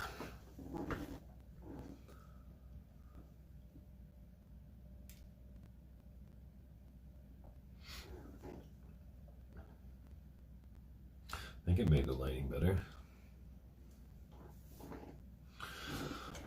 All right, guys. Any more questions? Do I need the whiteboard? Busting out the fancy whiteboard. I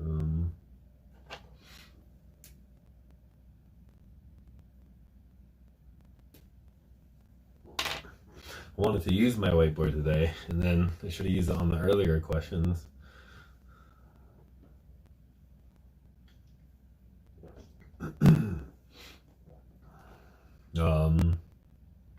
What was I gonna say? Well, yeah, give me a question where we can use the whiteboard. Remember, guys, when you're on Facebook, you can't read this because it's mirrored, it's flipped, right? The words, but on YouTube, it's set up so you can actually read. Like it's not mirrored, so you can actually read it properly. The image isn't reverse.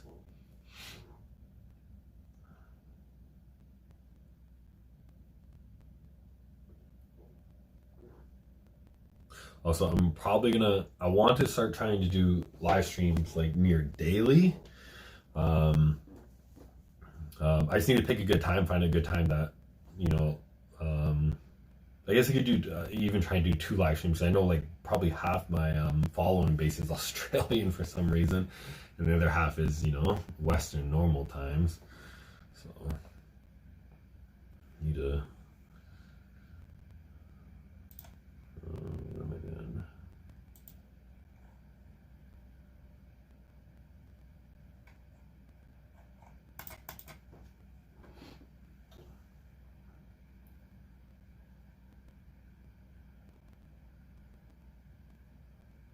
Sorry guys, 1 second. So the split portion, split, I like a split. What am I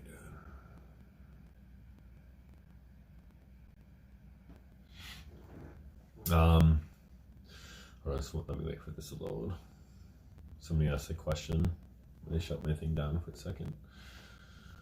Let's wait for, oh no, never mind.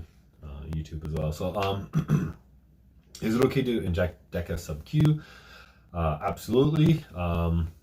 When I plan to, like my last cycle that I ran, even though it wasn't really a cycle, it was like 2 weeks, but I've always done sub-Q like on and off here and there.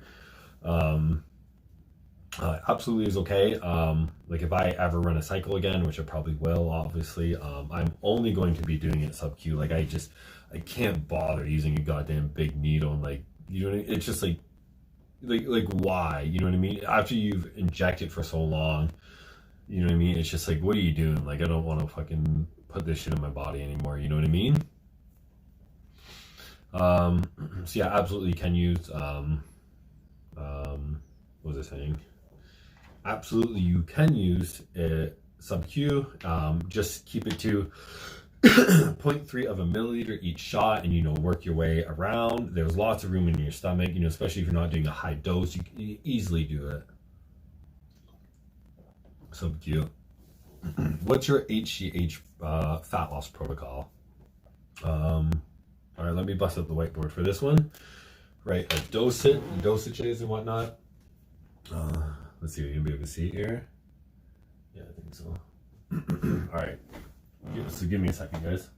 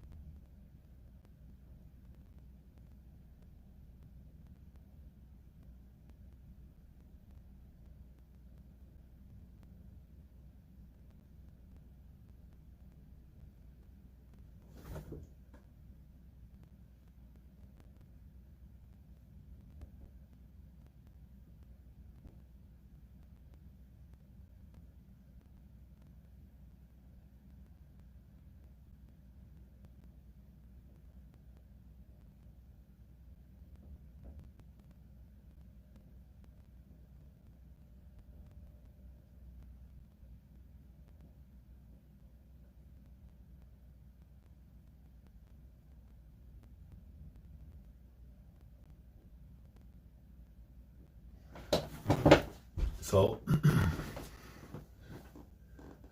not sure if you guys, I was hoping you guys wouldn't see that as I was drawing it. So the best fat loss protocol for HGH, a little graph here. You start high at about 4 IU a day. You go lower down to 2 IU. This is the weeks. That's about the best fat loss protocol for HGH.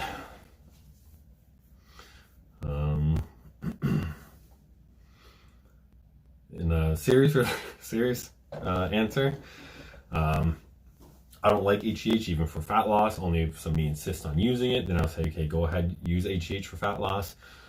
And one of the benefits is it causing insulin resistance, so you want to use it a couple times a day. But it's not worth it for the side effects. I'd rather somebody still use GHRP. If you really wanted to, you know, the more the better with HGH. The more the better, and the more often you use it, the better for fat loss. But you're going to experience high prolactin, you're going to experience hair loss from that. Absolutely do not suggest it, do not like it. What else can cause night sweat other than high estrogen and prolactin? No, I said high. Your estrogen and progesterone being off. Again, that is the main issue though, because as you said, you're using nandrolone with tests. Like lots of other things can cause sweating. High cortisol, a few different things. But you know, for your case, that would be the issue. Is it okay to take a day off when things mentally are not going fine? Brother died in the beginning. I was like, keep training and doing my regime, but now, oh man. So a couple answers to this. You know, absolutely, there's no wrong or right way to do anything. This is what I try and tell people. Like, stop trying to have the perfect cycle, or stop trying, like, all that crap. Stop trying to have the perfect whatever. Life's gonna happen. If you miss a few days, oh well, you miss a few days. There's gonna be another cycle. Like, you know, obviously it's best to try and maximize your cycle, get everything you can out of it. And here's the thing what I like about short cycles. I only like six week cycles, sometimes even 4 week cycles, because it's easier to keep you at your maximum intensity in food and training and everything like that. So, you know, let's say you're already 3 or 4 weeks in your cycle. Who cares? Take your time off now. Perfect time to come off, have your quick break so you can get right back on quickly. So, you know, absolutely, you know, no issue. You know, if you're, and let's say you're only 1 week into it and you feel like you're going to need some time, take the time off, like end your cycle or go on your TRT dose and, you know, let your receptors resensitize and prepare for another cycle. And depending on the ESA or drug you use, you know, you can maybe start your cycle again in 3 weeks, 2 weeks, 4 weeks. What is it better? And sorry to hear about your brother too. Like, you know, obviously, like, don't, you know, maybe the gym will keep your mind off it, but maybe the hormones are messing it up, right? Like you know, you have to do what you think is best. What is better, a Dbol only cycle with oral injection? Doesn't overly matter. One was shown to lower your SGBH. One was shown to raise it. You know, and it doesn't really make a difference. You know, it's absorbed very potently orally. The effects on digestion are very, in the real world, it's negligible. You know, I've had people where even 10 milligrams of injectable Dbol still ruin their digestion because, you know, the liver stress. So real world application, there's literally like no difference.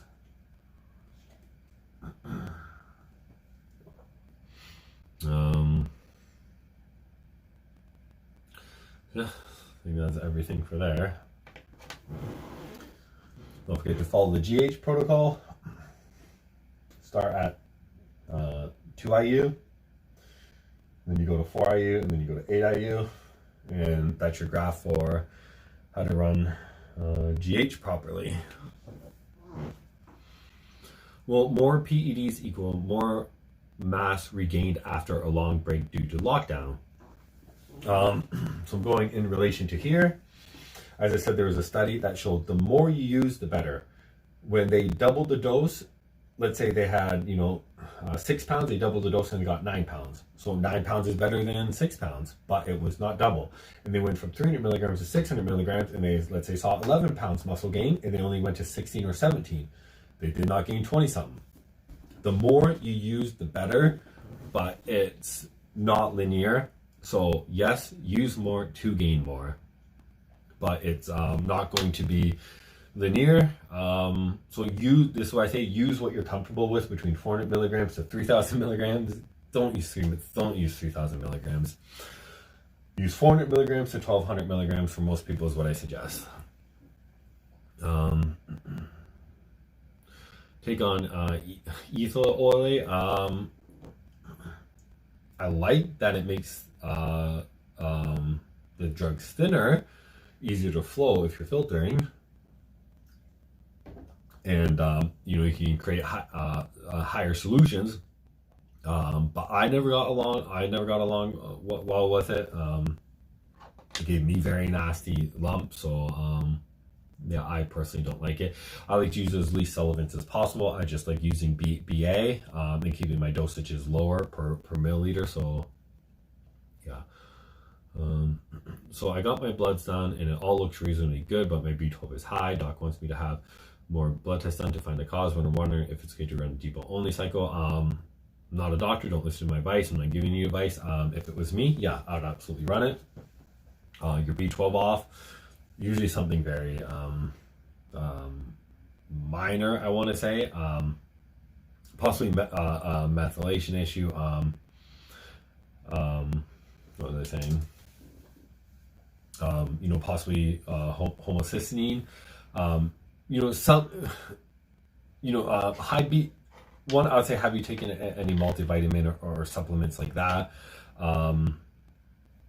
Any kind of synthetic B12, or is this completely on its own? Because high levels from synthetic vitamins is actually not dangerous or to prevent you from running a cycle, but I just did a video on this. I haven't released it yet. Synthetic amounts of B12 and stuff like folic acid was shown to increase many cancers, lung cancer, prostate cancer, and so on and so on. But natural high intake of these foods actually shown to help prevent these cancers. So it depends, if you're running a supplement or whatever, but you running a cycle isn't going to, in my opinion, isn't going to have much interference with you fixing your high B12 levels. Do you prefer high carb or high fat or more balanced macros? Already answered this. I didn't write it down. No. I prefer a balanced approach. You overeat carbs. Carbs aren't a substrate for muscle growth.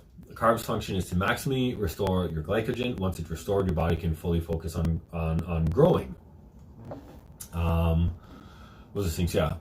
Get your carbs high to ensure your glycogen is optimally, maximally, fully, it's fully good, so you can focus on muscle growth.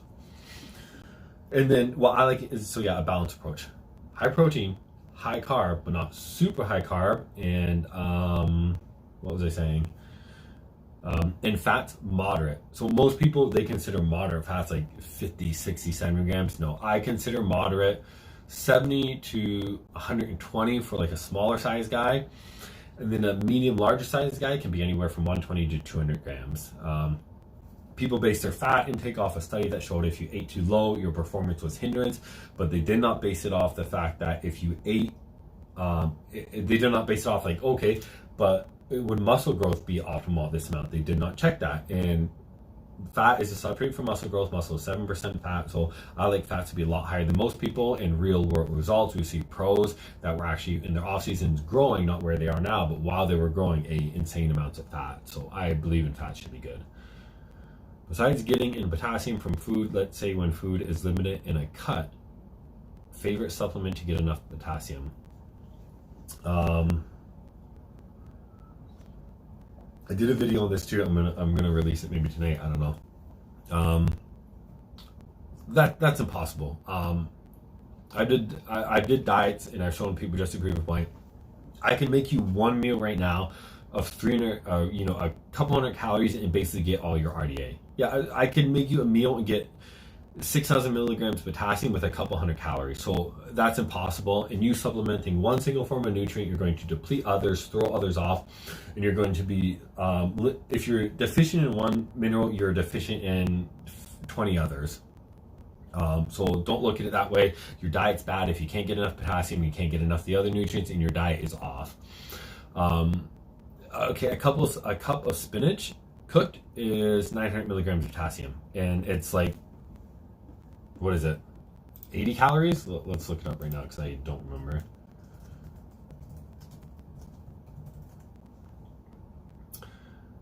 Um, 41 calories, okay? 41 calories in a cup of cooked spinach.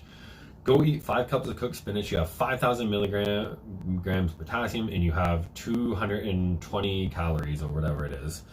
So yeah, absolutely, you do not need supplements to get potassium. I can get your potassium off 220 calories. Problem solved. If you're to go about that more balancedly, again, super easy. One large potato is 1,200 milligrams. One tomato is what? 150 calories? I don't know.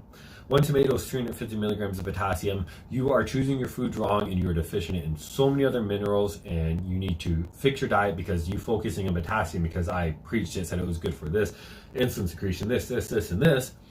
Well, what about the other 50 vitamins and minerals in total, or whatever, 70 actually, some, I don't know. What about the rest of them that are important for muscle growth? So don't do that. Focus on your diet. Trust me on that. You're going to see a lot better results. And if you really had to, potassium citrate, potassium gluconate, but trust me, why give yourself piss poor gains when you're missing all the other nutrients? Like, just don't. What happens if I'm 3 weeks on cycle and I interrupt it by 1 week due to an urgent fight? Can I resume normally after that cycle or come off? If so, you're saying you're interrupted by one. If 3 weeks on cycle and you're interrupted by a week, can you eat or train at all and just miss the drugs? Sure, continue, but here's the thing. 3 weeks, most of your gains are by four weeks, and a lot of my clients and followers know I suggest 4 weeks for some people too. If your cycle is interrupted but you can still eat or train, I would stop the drugs because you're still going to be anabolic for the next week, and still eat and train and finish off that next week and finish strong, and then you can just get back on your cycle sooner. What was I saying? If you can't eat or train, I'd rather you just end your cycle still. Like, you're wasting a whole week when you only have 4 weeks of amazing gains until 6 weeks, like semi-good gains. Like, I would end it. Like, a whole week when you've already had 3 weeks. There's even studies on long yeasters like Test D where they showed majority of the strength and size before cut off from being linear was within 3 weeks, and that's on Test D. So at 3 weeks you got a pretty good run. I would maybe cut it. How do you feel about non-fat dairy from an estrogen perspective? Well, I did a post in this in the group, maybe you've seen it or not. Low fat and non-fat actually still cause estrogen raising, but again, that's one aspect. I don't like dairy protein at all because of it being one of like the only foods that link to causing autoimmune diseases, and in general, all of its issue in every single participant it calls slowing of gut transit. Just in general, I don't like it. In the past, I've seen you talk about exogenous androgen use causing adrenal insufficiency, low cortisol, etc. Can you please explain the mechanism by which you believe this occurs? Whew. Well, we know by which mechanism this occurs. You take steroids, namely estrogen is the main one that's shutting everything down. Like the pituitary, it senses estrogen and it goes, hey, my hormones are out of whack. I've had jacked up levels. I'm shutting everything down. It shuts down the CYP, the CYP, the enzymes, whatever. It shuts down those, the luteinizing hormones. you it's shutting down the master function for, I'm trying to think how to word this way because I'm so fucking tired now. It's shutting down basically your, okay, the HPTA, right? Your hypothalamus, pituitary, all that. It's shutting down your master glands like as a whole, master glands. I don't even know what I'm saying right now, guys. It's shutting you down. There's like, sorry guys, super tired now. It is shutting you down. Wow, I can't even like think of the words I'm trying to freaking place out of my mind. It is shutting you down. It's shutting down a whole plethora of hormones that are required. You have your master gland, like your pituitary, if you want to call it a master gland, which will send signals out like LH, your G and RHs, right? Like LH, it will send it down to testicles to tell to produce testosterone. It does the same thing with your adrenal glands. It stops sending out the signals and those cut off. The same thing with the thyroid. That's why studies show. That's why studies show even testosterone TRT causes 20 some odd percent on shutting down your thyroid hormones. You are shutting down a plethora of hormones due to shutting off the signal hormones, the signal glands that send out the signal hormones that cause that tell the specific gland to create this or create that hormone. And that's the same rules that apply with the adrenal glands that for cortisol and aldosterone and whatever. I can't even think of the hormone I'm trying to say. I'm literally trying to say something and I'm like completely mind blocked here, guys. I know there's a few more questions, but I'm like 9 a.m. now and been up all night. Would you recommend to prevent shutdown on a 30 milligram Dbol cycle for 5 weeks? If so, how? Go to my go to my how to prevent shutdown cycle. It's here on YouTube. My article's on TN.com.